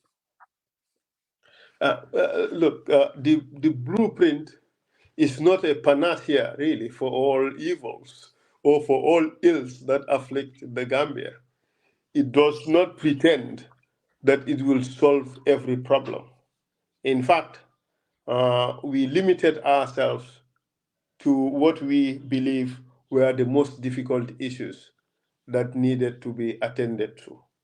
That is not to say that air transport is not important. I, for one, am not a fan of what is happening with regards to air transportation in Gambia. Our facilities are rudimentary. Now, even aviation fuel is hardly available in Gambia. Flights would come to Gambia and they would stop either in Cape Verde or in Dakar to refuel before they take off. Very few connections are available for the Gambia. Very few airlines come to Gambia. There is a problem. And the biggest problem, really, is taxes. Taxes is the biggest problem. My brother, just look, between Gambia and Dakar, a ticket to go to Dakar and back could cost you $20,000. Just imagine. Between Banjul and Dakar, 25 minutes flight would cost you $20,000. That is way too expensive. And the reason for that is just because of the taxes. We have to rationalize the taxes in Gambia with the view to improving respective sectors, including aviation. We also have to make the necessary investments, really, in some of these sectors if we want them to improve. I mean, look at what's happening around our sub-region. A lot of these countries are investing in their airports. Look at Senegal. They have invested into a very good airport. But look at Gambia, what happened? The amount of money spent on refurbishment of the terminal building is more than what it cost to build the terminal building in the first place. What are you telling me? Are you insulting my intelligence? Changing a few tiles, beautifying slightly a few places, putting in an elevator, would that cost $14 million? That's the sum I had being bandied around. I don't know whether that is the actual sum. But this is what I have heard. But if we don't make the right choices, if we continue to make the wrong decisions, we would continue to get the terrible answers that we don't want. Unless and until we take these things seriously. You will all recall that when our president came into power newly, he chartered a private jet. I think this was to go to London or somewhere. And upon his return, he was asked that the president, you spent $4 million on chartering a flight. He said, but this is small money. This is little money. It's just $200 million. I am saying that this is abuse of the Gambian people. I am saying this is wanton waste. $4 million could have gone a long way to improving that airport, to make other planes to find Gambia attractive for them to come to, and therefore make it easier for a lot of other Gambians to be able to travel abroad at cheaper rates. This is what I call misplaced priorities. But the amount of money that is said or claimed to have been spent on the refurbishment of the airport, if that is true, I think that is a serious travesty. That is a serious disservice to the Gambian people. And somebody has to account for this someday. We cannot let all these things go away. It's like people did not learn from the TRRC or did not learn from the Janneh Commission. But this is the reason why implementation of the results of these commissions are important, so that Gambians would learn that someday there would be accountability. How would anyone with good conscience contribute to that issue, be given that amount of money to spend on the airport? And this is what we have. Yesterday, I heard somebody lamenting that the roof leaks. Just imagine, after having spent this much money. And that is why I agree with you, Syrian. This is an important sector. But to be quite candid, every sector in Gambia needs massive intervention. Every sector needs serious intervention. Every sector needs intelligent intervention. Gambia is not lacking of ideas. No, Gambians are very smart people. We have ideas. What we lack is leadership. That person who is able to sit there and dispassionately make the right decisions. The person who is prepared to sit there and look at everybody in the eye and to say that we're not going to accept this nonsense because it is not in the interest of the Gambian people. That person who is able to sit there and tell that next person sitting to him, if you take it, we will ask you to put it back there and you will be prosecuted. That is the kind of leader we need. A leader who is able to sit there and not be bamboozled by the nice words of his colleagues. A leader who is fixated on results. A leader who is prepared to put his ministers before the Gambian people and ask them to account to the Gambian people the results of their leadership and their stewardship. A leader who is able to make those difficult decisions and make sure that the Gambians get the best out of their situation. That is the kind of leader we need, and not the leader who would pick people who would support his position simply because they're supporting his position. We want a leader who is able to fight the corruption and not the leader who would applaud or partake in the corruption. We need a leader who will lead from the front and not a leader who would just step aside and watch as things happen, as if the leader is not cognizant about what is happening in the country. This is the kind of leader that Gambia needs. That is the kind of leader that Gambia deserves. Smart, intelligent, level-headed, committed, dedicated, and fearless. That is the kind of leader we need. That is the kind of leadership I am prepared to provide to the Gambian people. That is the kind of leadership I provided at the TRRC. And that is the kind of leadership that would produce the results. You know, some of you people may tend to laugh about these things. My brother, this is not comedy. This is tried and tested. Look at the TRRC and look no further. Go to the respective courts. You will get your references. We are not here to joke. We are here to deliver. In everything I have done it with commitment and seriousness and with dedication and hard work. You have seen that election. 80-something days with little resources, I did what I did. I am proud of it. The results may not have been as expected because of our inexperience. because of the fact that the institutions were not there to ensure a level playing field because the institution could not. One cannot fault the IEC. The IEC is comprised of good people who are prepared to work for the Gambian people. But the IEC cannot run elections by itself. The IEC depends on that government to run the elections. And you know what that means. So we are doing this because we have belief. We are doing this because we know it is possible, because we know it's doable. We are doing this because we believe that the Gambian people deserve it. You see, I have seen Ablai Wade. He tried for 20-something years. And some of the times he tried, he was laughed at and booed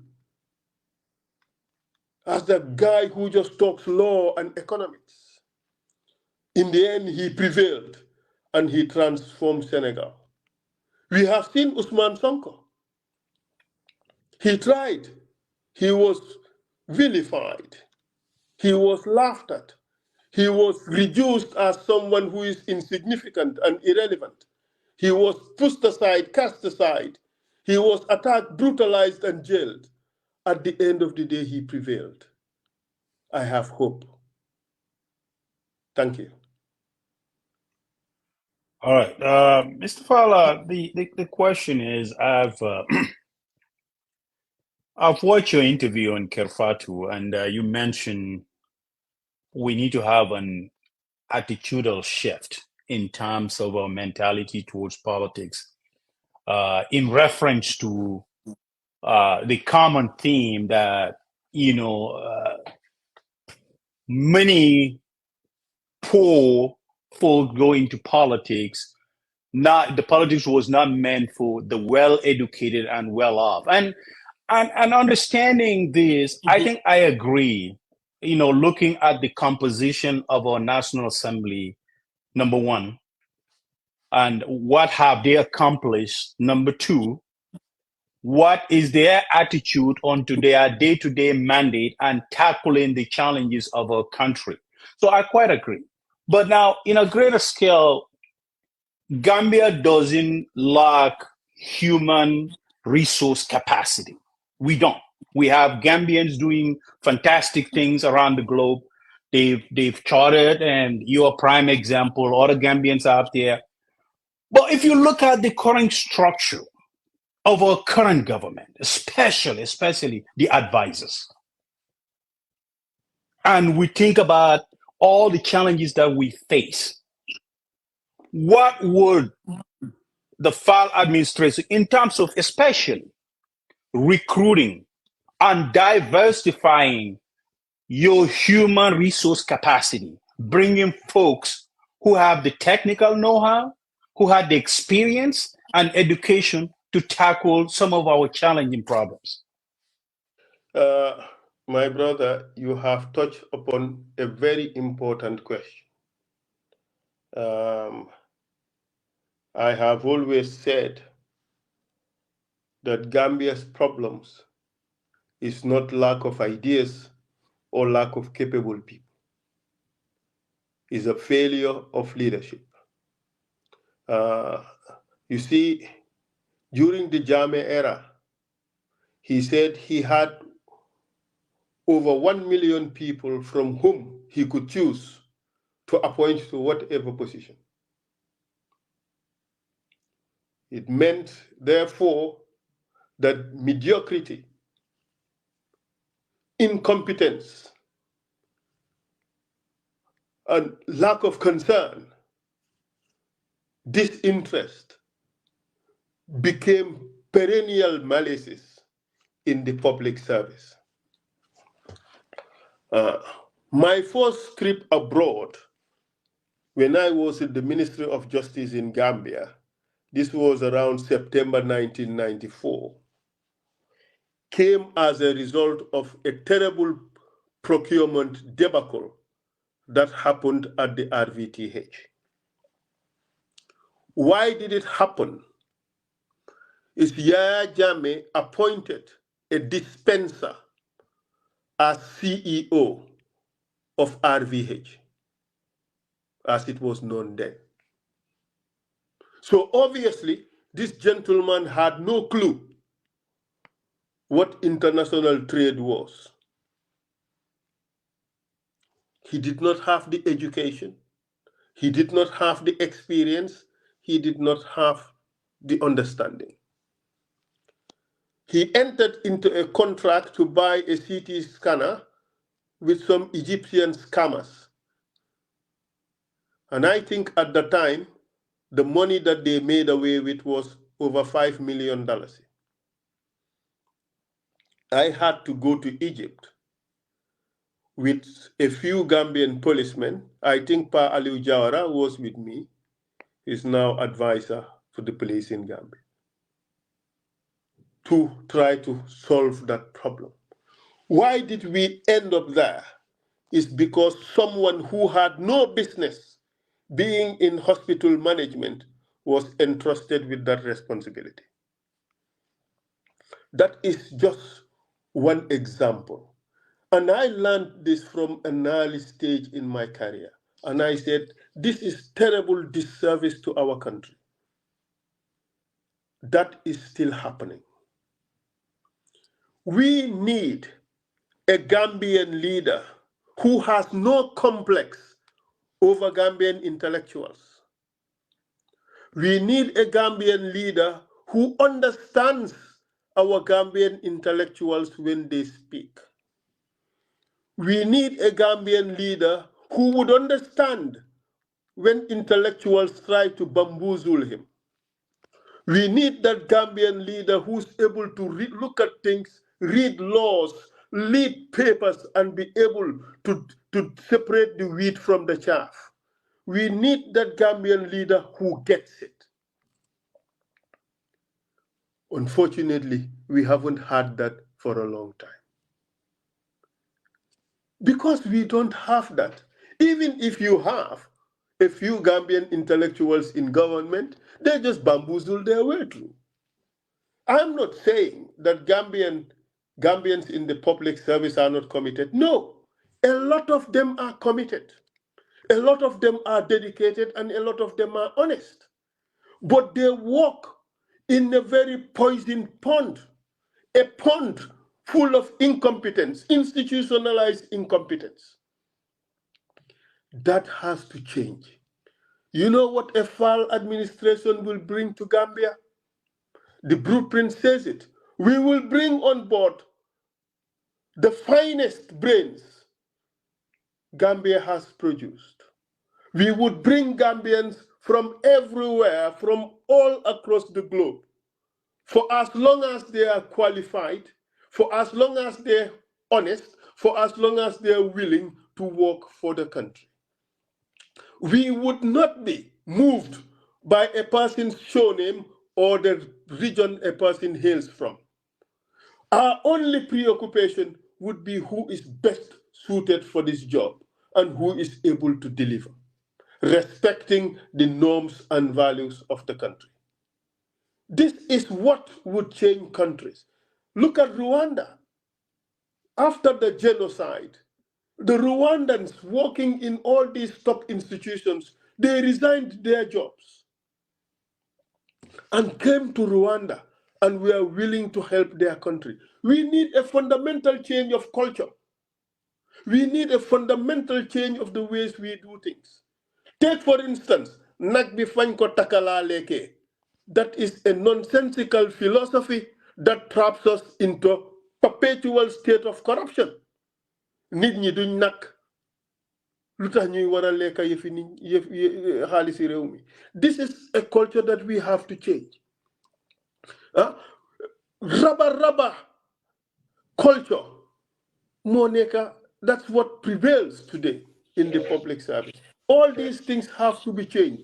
People have to be given jobs that they are qualified for. People have to be given jobs that they can do. People have to be given targets for them to deliver. People have to be given deliverables for them to work towards. A government that works without plans is a government that is doomed. A government that works without accountability is a government that is doomed.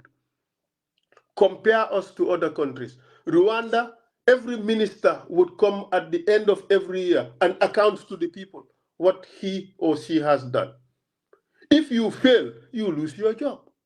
Why can't Gambia institute that? But Gambia is the only place where ministers don't even understand the dockets that they are given to.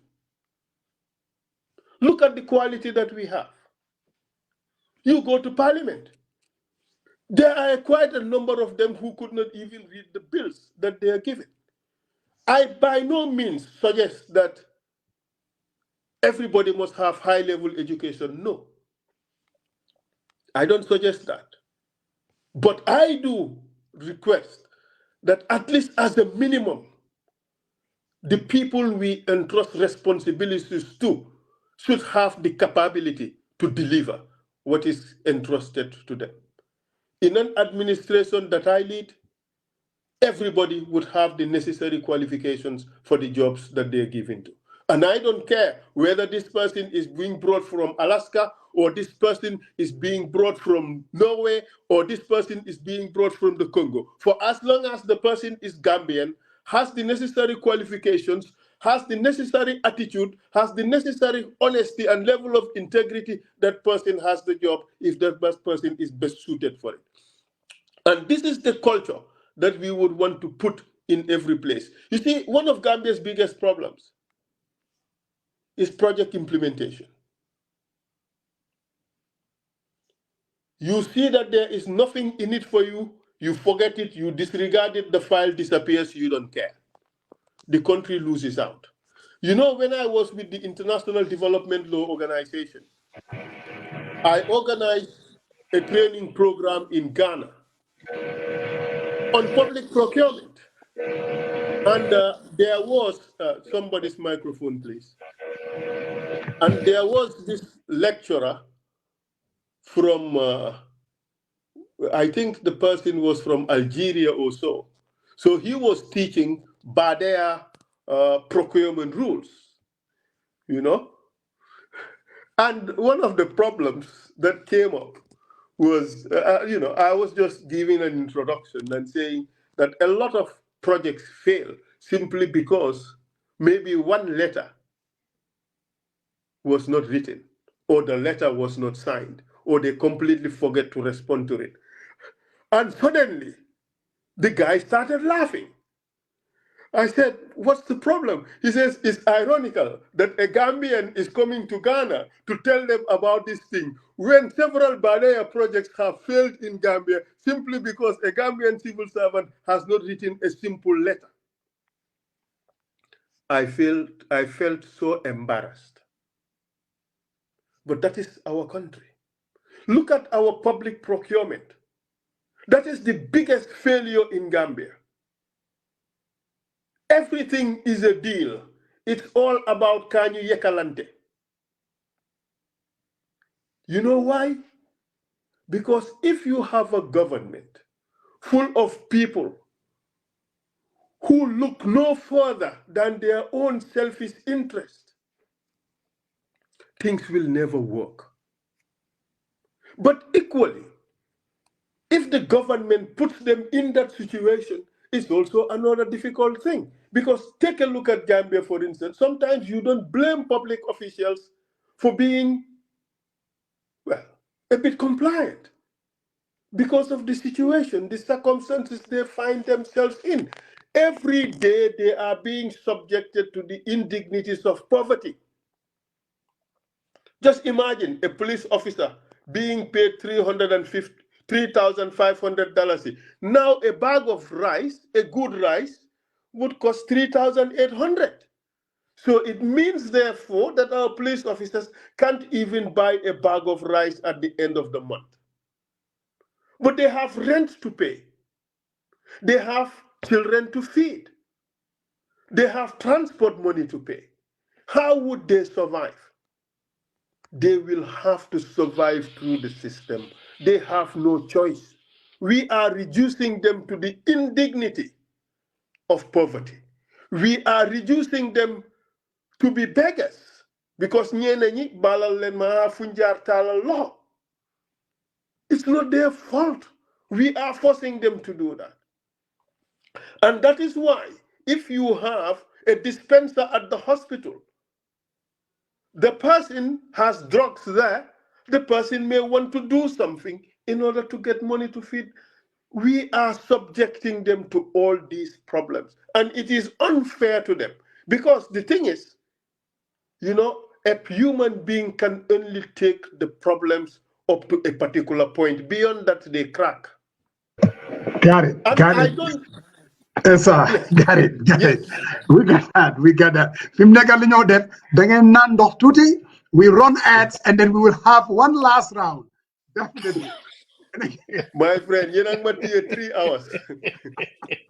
No, Essa, your answers are lengthy. So we want to allow you to talk to everybody. That is why, really. No, you know what, but that is what the question just put it this way. With all the problems that we face, his first cabinet meeting would be almost 10 hours. So she was actually not joking. So yeah, I didn't even know she was not serious, because after when I saw that, I'm like, wow, and she used the money to buy so another announcement from Brother Solvaji. We've been talking about coalition. Now there's this group, Coalition for Change. They're having a meeting in Atlanta, July 6th. So we are encouraging everybody to come to that meeting. It's going to be held at Savannah Event Hall. Coalition for Change. So Essa, we're just going to do one round. But I mean, thanks for you've definitely. I know. I mean, it's been like what? 1 o'clock we started, 1:30. Yeah, it's been over 3 hours. Well, 2.5 hours almost. Yeah. But I believe that people are glued. And I've been getting a lot of texts. So I'm going to, my last round of questions, I'm going to pull one of these texts, Essa. And these are maybe not your supporters. Call them distractors if you want. Yeah. They're like, money. Essa Faal is no Sonko.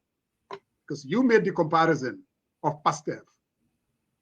They're saying Pastef was in the wilderness for 15 years. Pastef, in the last general election, the guy pulled 19% of the votes. Essa is no Pastef, and I don't see how he's kind of pulling this comparison between whatever happened in Senegal and his own candidacy. What do you say to this person? Well, everyone is entitled to his or her opinion. And that is why it is important to have the law of freedom of speech to buttress Pasamba's position. You see, but I think the person commenting may have misunderstood something. And in his comments, he even buttressed my point. Mm-hmm. He said Pastef was in the wilderness for 15 years. Didn't he say that? Yes. Exactly.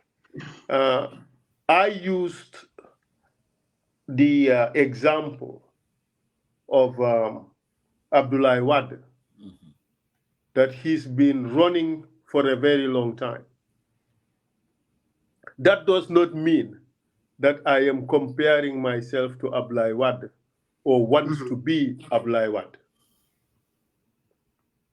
Equally, I am not comparing myself to Sonko or saying that I am Sonko. Never, I'm not saying that. Sonko is a phenomenon in Senegal, and I respect him very much for what he has done for Senegal. You see, every society produces its own heroes at particular epochs in history. Pretenders or people who emulate others hardly become those heroes. You have to be authentic. You have to be your own person. So I am not pretending or wanting to be Usman Sonko. I cannot be. I think I have sufficient confidence in my abilities and what I want to achieve. To want to be me, I want to be Essa Faal.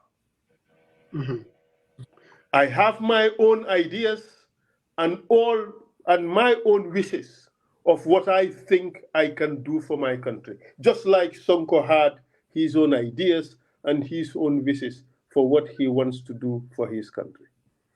You see, what Sonko has done for Senegal is something Gambia has already done in 2016. We have gone past that stage. What we need in Gambia is completely different. Mm-hmm. What we need in Gambia is a sensible leader, a new, dynamic, young and sensible leader who could remove Gambia from the clutches of ineptitude. Mm-hmm. Someone who is willing and able to remove Gambia from nonsensical policies to policies that, and move Gambia to policies that matter for the people. A leader who is able to draw Gambian intellectuals and get them interested in helping their country. Gambia's problems are completely different. Mm-hmm. What we need is to bring the Gambians to work. Those who can would take up the responsibility and the mantle, and those who cannot should step aside and move away and leave it to those who can. Those are the people that Gambia needs to deliver Gambia to the promised land. We don't need. Thank you. I guess that answers the question. Now the other, yeah, it did. It did. But another distractor, I mean, it's important for us to put this out there. But these are important people also. These are important people. Absolutely, yes. Absolutely. And what they're saying is, where was Essa Mbye Faal before 2016? We knew about the Halifa Salahs of this world. These are people that came to the diaspora, taken from state to state, fighting like hell to bring an end to tyranny. The Essa Mbye Faals of this world, they were busy doing something else, working for international organizations, taking care of themselves. And all of a sudden, they come out of the woodwork. What do you say to that? You see, when a person dislikes you, they would want to take negative and heap it on you. You see, that question is a non-starter. Every individual must have a beginning. Mm-hmm. If you are asked, where were you before your beginning? It's a foolish and stupid question. But I would excuse the person who asked the question because this is just a trumpeting of something that people have said because they have nothing by which to criticize me. There must be a start as to when I am coming to the fray. Mm-hmm. Uncle Halifa Sallah had a start to when he came to the fray. Was he asked, where were you before all this time? Ba Usainu had a start. Was he asked, where were you before this date? Adama Barrow, president, had a start. Was he asked, where were you before this date? You see, these are questions that don't even deserve an answer. Every person must have a start date. Mm-hmm. All right? And let me tell you something. I don't know who the caller supports, but compare my record for Gambia against the person that he supports. Compare it. I dare tell you that my achievements for Gambia and in Gambia would dwarf significantly the achievements of the person that he supports. Take it from me. From my early days as a lawyer, I participated in writing the Good Governance Framework for Gambia. That was one of the most important documents in Gambia's public policy at the time. I participated in that. Mm-hmm. The 1997 Constitution, I wrote the promulgation order. That is a significant achievement. In 1995, I participated as lead counsel in the commissions of inquiry for public corporations. And in 1997, I became the lead counsel. I did GAMTEL, Ports Authority, Gambia Civil Aviation Authority, GPMB, and GPTC, I think. That is massive contribution. I wrote the performance contracts for the public corporations in 1997. That is significant. I represented Gambia at the UN Security Council and wrote resolutions for the UN Security Council. I started sending Gambian peacekeepers with the blessing, of course, of President Jammeh. That program is still ongoing. I worked in international organizations, not only as Essa Faal, but as Essa Faal from the Gambia representing Gambia. And I kept Gambia's name flying high in the international community. Mm-hmm. People like me have earned Gambia a great deal of respect internationally. So do not trivialize what we have done or what we have achieved. Today, thank you very much. Thank you. Let me just finish. Mm-hmm. Today, I am doing the Rohingya case. And the Rohingya case is important for the entire Muslim Ummah.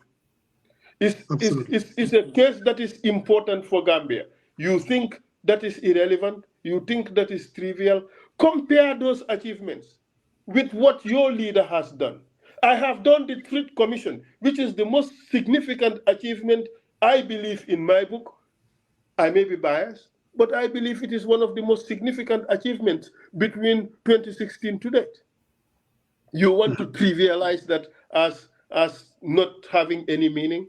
My friend, I have done for my country what I can. Where I have been called to serve, I have served, and I believe I have served with distinction. And I want to continue that trend. And that is why I am asking to be given the chance to lead the country. And if given that opportunity, I would act in the same way with distinction. Thank you. And again, maybe the question didn't come out across, but it gave you the opportunity to tell them exactly what you have done. And I think you've accomplished that. Go ahead, Pop Samba. Yes, sir. Yes, sir. I'm not going to ask you where were you. But there are families today, as we speak, who would never see their loved ones again. Aja Majula Haidara, 26 years old. Alaji Dabo, Banjul, 20 years old. Bubakar Sar, Bara, 26 years old. These are young people, our young. Within the past few days or hours, died allegedly from using kush or whatever they call it. It is a sad thing that is happening to our country, that is killing a lot of our young people and also sending a lot of them into destitution. Forget President Essa Faal. Essa Faal, the citizen, who has vast legal experience. What needs to be done, because it is an emergency matter, it cannot wait to 2016. What would you advise the government to do right now to address this problem that is really destroying our country now and destroying the very future of our country? Well, thank you for this very important question. I have noted it as an issue that I would like to discuss, but thankfully you've raised it. I am planning with someone to hold a massive campaign in Gambia against the use of kush. One, to sensitize the people, and two, also to give us a platform to come up with policy prescriptions. You see, in one of my speeches, I have spoken about the drug problem, and I gave this story of a young boy who was arrested for drugs. And he was taken away by the police. 2 hours later, the boy came back. And he was asked what happened. He said, guy dama len dankal ñaari aaj rek ñu bàyyi ma. In fact, ñoma may ride ba ci koñ bi. That is what is happening in Gambia. Sometimes you cannot blame the police, because if you are desperate for the past the next day, you try to get it any which way. We are lucky that the police are not, in fact, robbing the people. We are lucky they are not. Our people are disciplined. Why the mantra, the mentality, they also indulge. That fuels the policing of the drug problem. How many times have we had in Gambia that a container of drugs had been interdicted at the port? I think several times. Do the Gambian people know what has happened to it? Has it gone back into recirculation? Do we know anything about it? I think selling heroin or cocaine or kush anywhere in Gambia would be a place that people would know about. Why aren't these people arrested? There is a fundamental problem. The problem is not knowing where it is or who is selling it. It's having an effective system that could arrest these people, have them prosecuted, and be sentenced appropriately. That is the problem. Just imagine, Kush is not from Gambia. We don't know Kush. Kush is from Sierra Leone. Just imagine, Gambia, if you are arrested as these kids, you are arrested with one joint, you are sent to Mile 2 for 5 years. And we feed you for 5 years. We destroy your life by taking you out of circulation for 5 years. We keep you in a horrible condition for 5 years and get you used to or accepting crime. And then we release you in society without any training. So we have damaged you.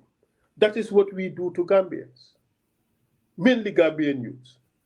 But those who sell the hard drugs, they are there. Nobody is touching them. In fact, in Gambian society, you do certain terrible things, people clap for you. Hey, this is the lingo that we have in Gambia. And these are things that have to change. But it is not just the drug problem that is one of the ills of Gambian society today. Look at people in Tanka Tanka. They are all forgotten. Nobody talks about them. We have to be serious and take serious measures. And Essa Faal government would police these things seriously. Look, the law is there. Okay? The law is there. We have to, ensure that the law is applied. But nowadays in Gambia, a lot of drug issues are negotiated even before they get to court. So if people are put in a situation where, because they do not have what it takes to run a family, well, if they catch a drug dealer, they might be minded to make a deal in order to get something for their survival. So it's a question of me against them. This is the situation in which we have reduced our police, we have reduced our law enforcement officers. This is the situation that we have reduced Gambian public officers to. And this is the problem that I have. And this is the beginning of all our problems.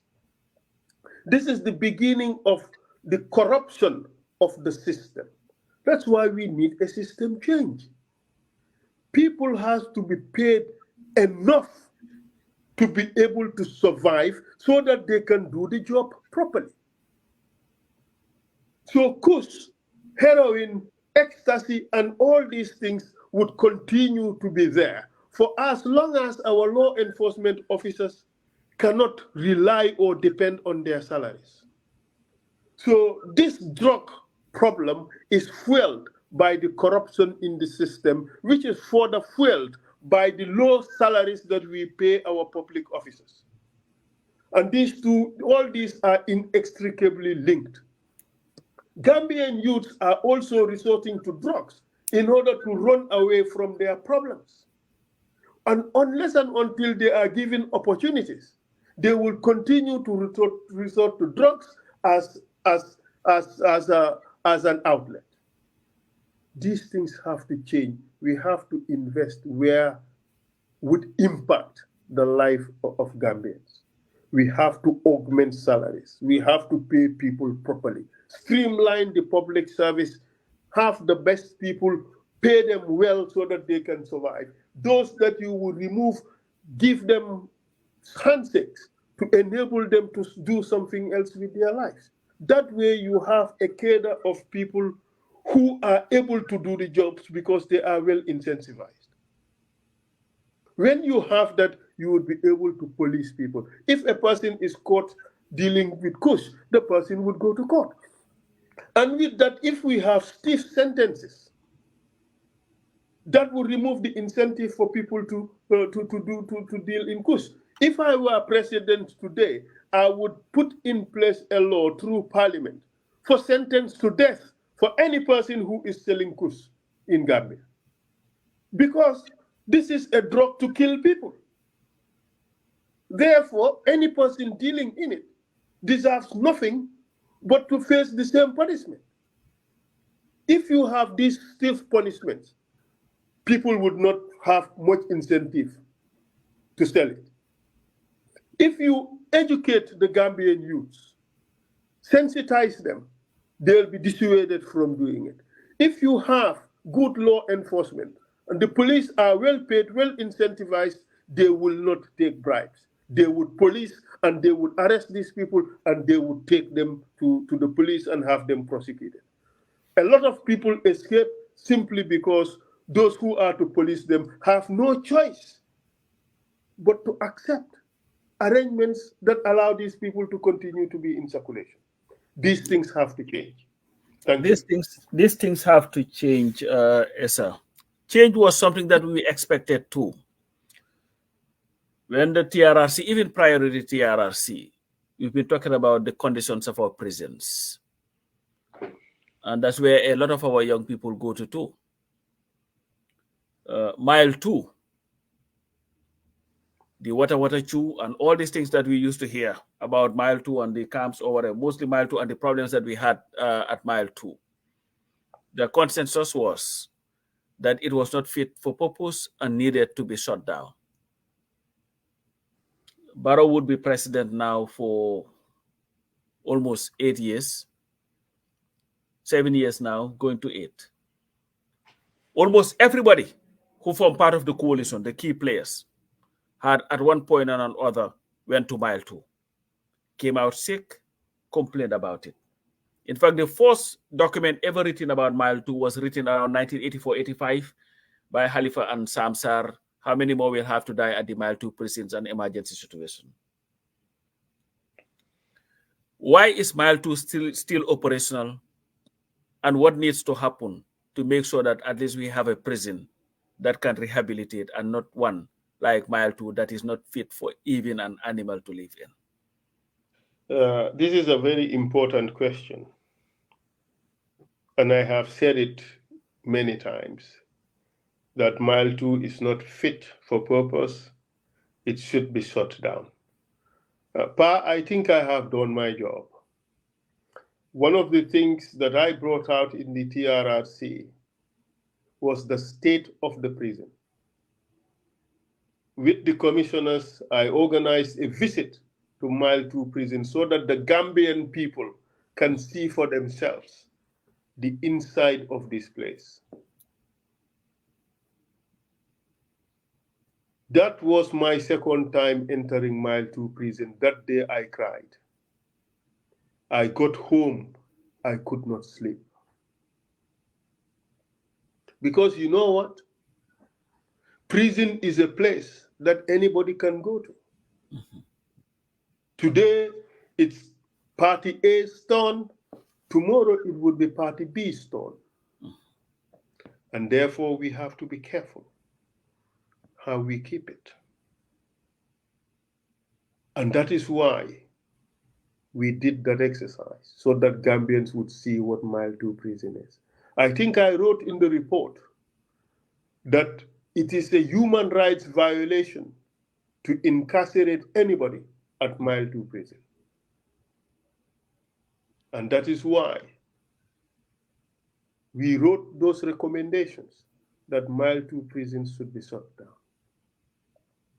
because it is not fit for purpose. It is sad that in the name of taking away a person's liberty, a person's freedom of movement, we can subject a person to the cruelty of living in such substandard conditions. It is very sad. People go into mild 2 sane and fit. They leave mild 2 sick and tired. It is a very sad tragedy. It has to be changed. I have done what I could to change it by ensuring that the TRRC came up with the appropriate recommendations. But I do believe that all of us Gambians have a responsibility to keep talking about this and to hold the government accountable for its failure to address the situation. There was a time, though, the government was interested in addressing the problems, but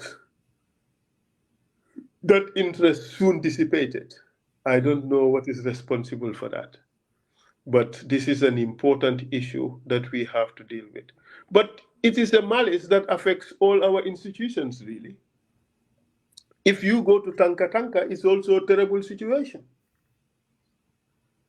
You know, you recall, Pa, that there was also this institution where people with TB were isolated. Venture. I think Venture is still there. But the last time I visited Venture, the conditions were terrible. So it means that in all these institutions, really, they are pretty much just forgotten. I understand that our country has problems.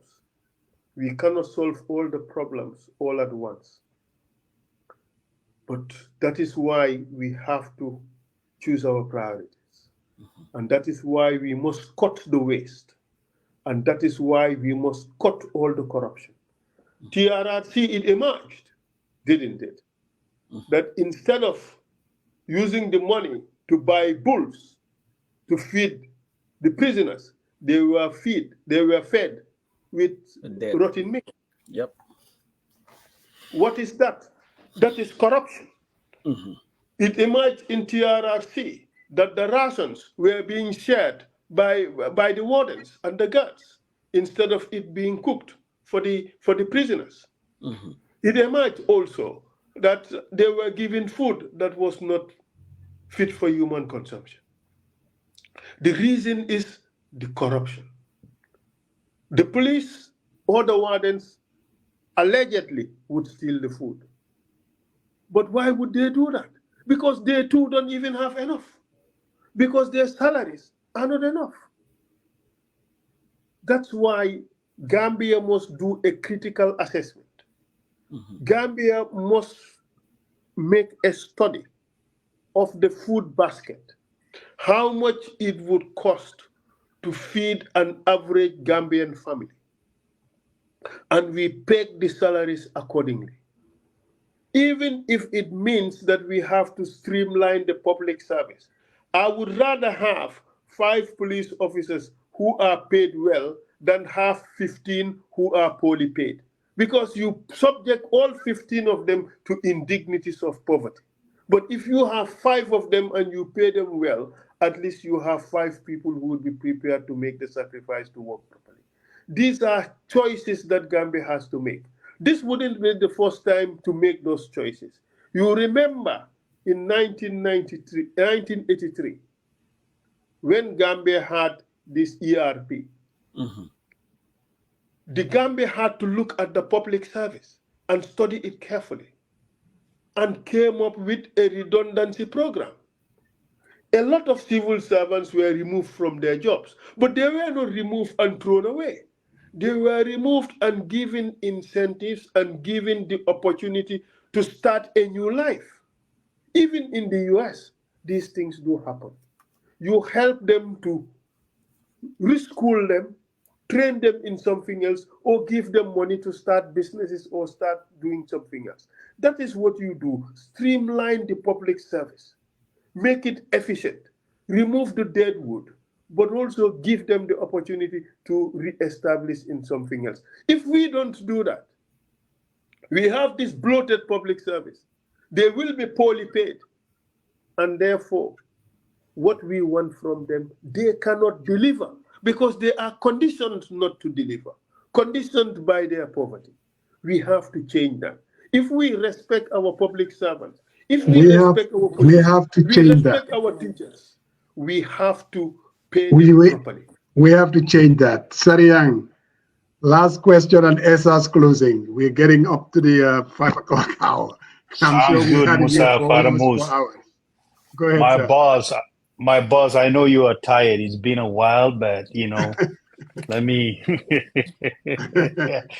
Mr. Faal, I thank you very much. And listening to you, obviously, and your background and what you have accomplished so far,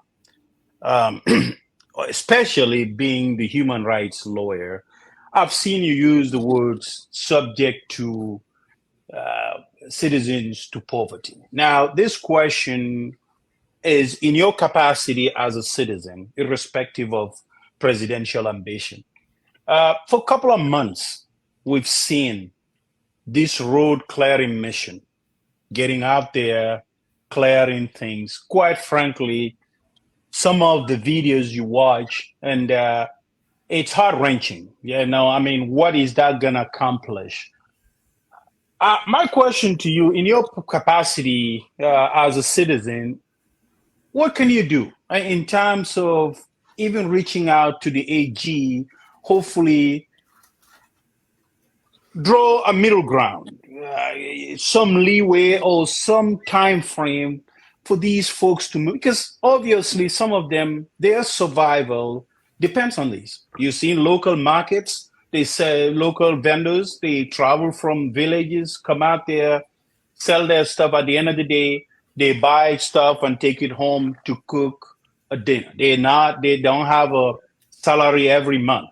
So and watching these sometimes, yes, it's great. But even the Western world, they have from June all the way to September, they have Sunday markets. They block up the main center. They post police officers. Vendors are out there and sell from noon all the way to 6 o'clock. That is acceptable. But if we say this, yes, with national development, but what can you add your voice of logical reasoning to bring some type of rationale in this endeavor? I think that there's been over-policing and wanton destruction of property and a violation of rights of the people. You see, all of us are interested in having cleared roads.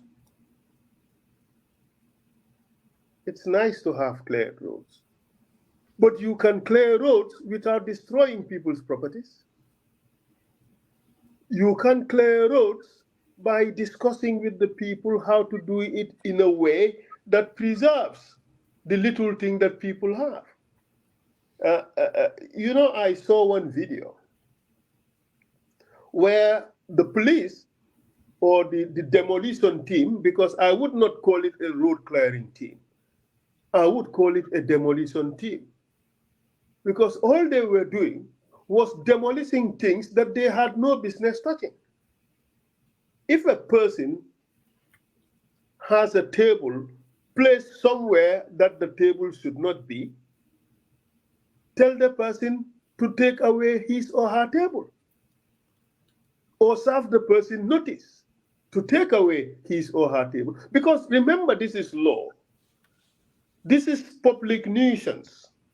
And the law in Gambia is you should be given notice to remove that nuisance.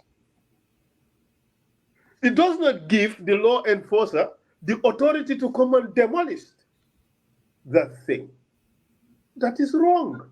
But even if the law had given them the power, just imagine one Essa has one little table in one corner where he sells fruits to feed his family. He needs that table. You come and destroy that table. Just imagine. It is heartlessness. It is cruelty. It is lack of concern for the people. It is unnecessary overzealousness. It is wrong. It is a violation of the rights of the people. It is the poor people who are selling in the streets. And we have to be considerate. Even in the application of law, it has to be done humanely. It has to be done with a human touch. It's the poor people who are treated like this. Is this not the rich people? No, it is not. So there's been selective application of the law. There's been overzealousness in the application of the law. They've been stepping out of the law, and they've been harming the people. It is absolutely wrong. I support clearing the roads, yes, but we could do it in a way that would not harm the Gambian people. Just imagine if they were to calculate the amount of capital that's been lost in this process, the amount of tables, the amount of equipment that has been destroyed, the amount of construction that's been destroyed, and what's been achieved. You know what? It's disheartening that they will destroy or demolish these things and leave the debris behind. So instead of clearing the roads, they have in fact littered the road with more debris. I think this has been a terrible tragedy. Whosoever is responsible should someday be called to account. And I do hope that the people, all of them who are affected, will hold the government accountable for this nonsense, because it is terrible. You see, policies can be very good, but their application, their implementation could be terrible, and they can produce terrible results. This is one good example. Thank you. Thank you, Mr. Faal. Hey, I have this one question, and I think Father Mose will be very happy because I think he's up to something today. So, Mr. Faal.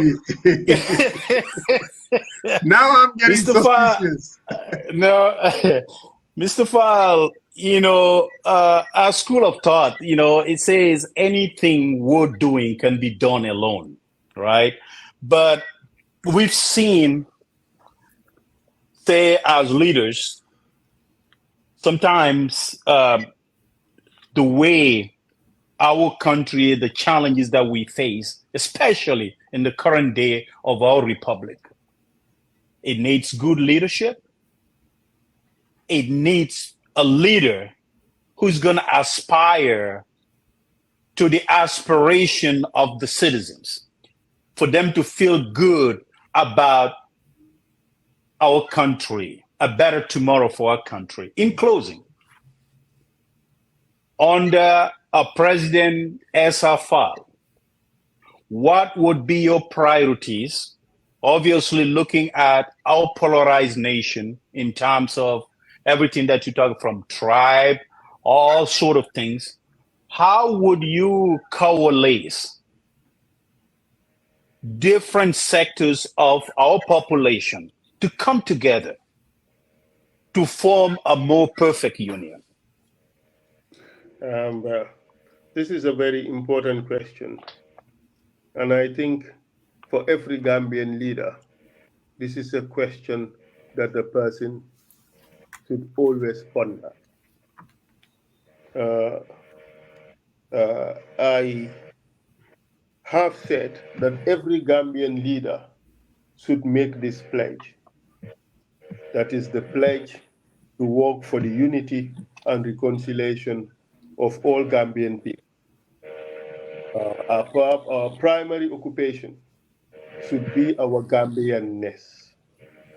Our primary occupation should be one Gambia, one people, united under one common objective, which is to work for the development and upliftment of all our peoples.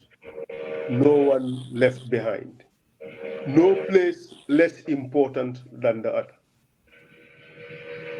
It is only that way that Gambians would also see the need to buy in to that objective. But it has to take a leader to make it happen. At the TRRC, we tried to reconcile communities. We tried to recognize some of the historical tragedies that happened when some communities are left behind and others are favored. In an Essa Faal presidency, by the grace of God, all Gambians would have a right and a seat at the table. Young or old, male or female, from all corners of the country and from all communities in the country. All of them would have a seat at the table. And all of us would focus on one thing, and one thing alone, what it is that serves the best interest of the country. We may appear very polarized, but we are very connected. I would want to focus on the things that unite us and not those that divide us.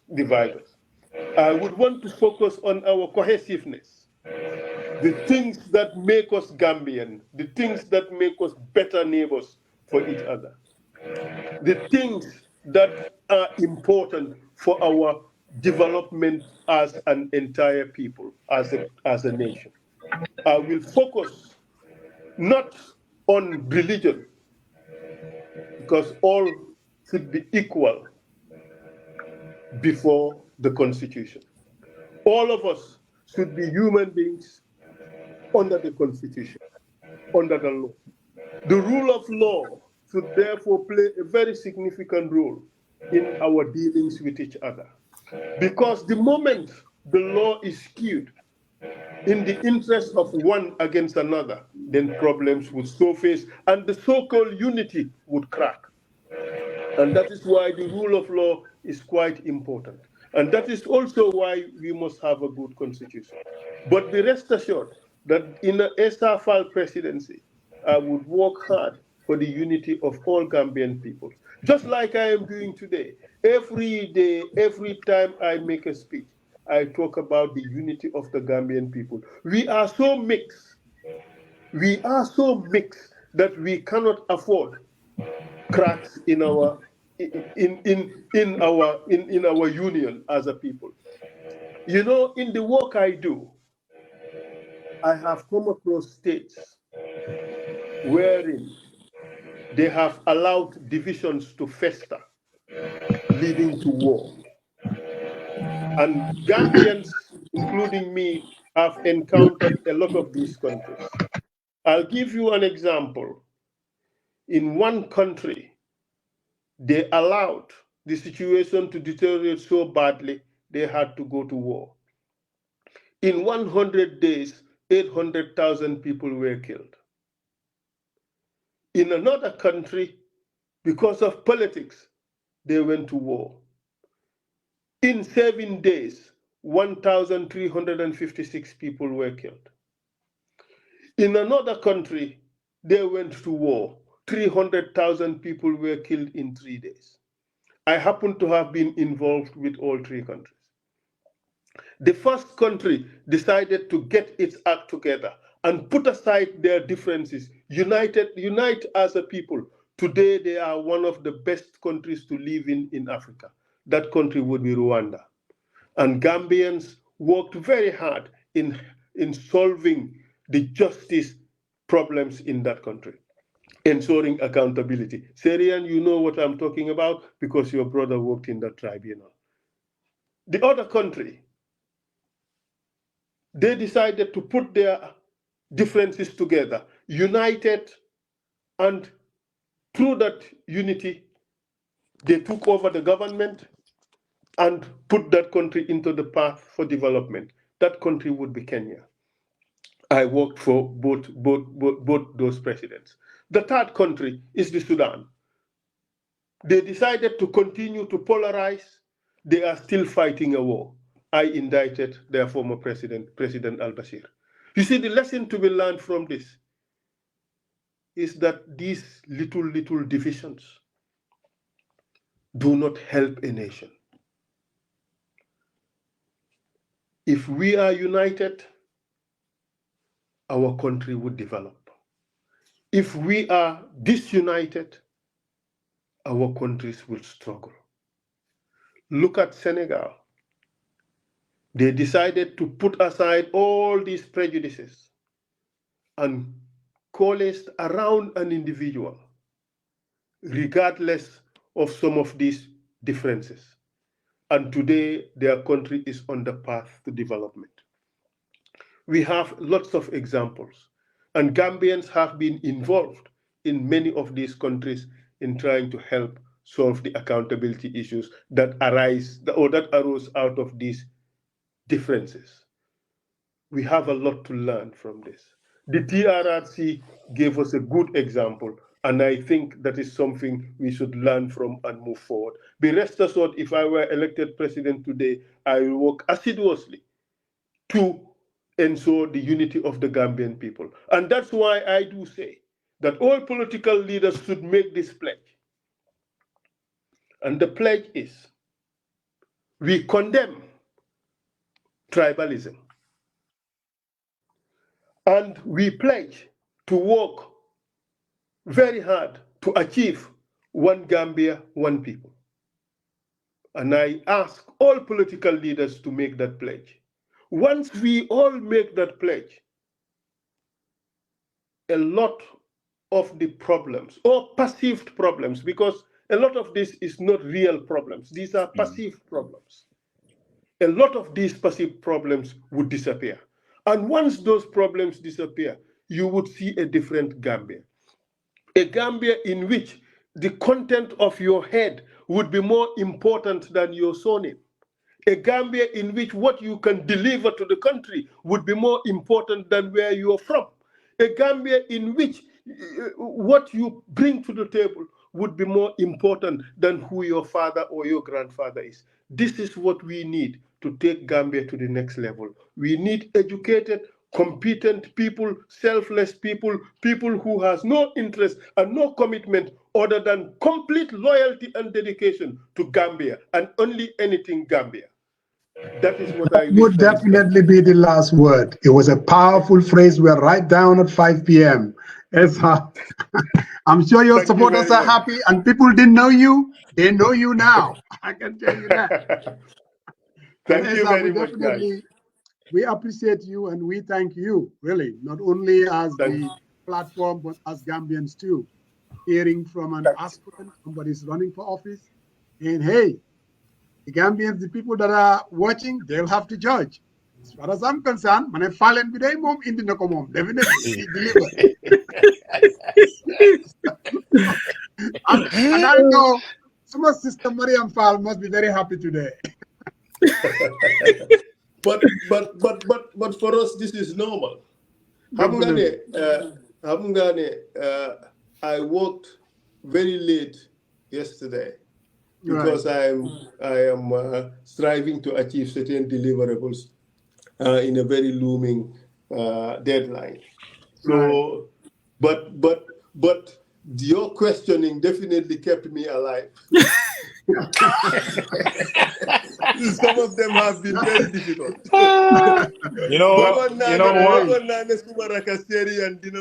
No. But the reason I didn't intervene, Mr. Faal, we throw a bait several times and you did not go for the bait, and I love you for that. So I can tell you that right now. Thank you. Why Sierra Leone? You're Magam Day. Sierra Leone, you're Magam Day.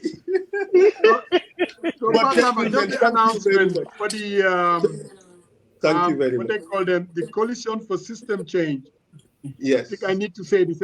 Announce the Coalition for System Change, the diaspora-driven initiative, will launch a summit in the ATL, July 6th, 2024. Coalition for System Change. So, guys, there you have it. Come to Atlanta for the July 4th, Coalition for System Change. We'll be there. And Essa, we thank you immensely, definitely. We appreciate it. Thank you. Thank you, guys. Great job. Thank you. Great job. Thank you.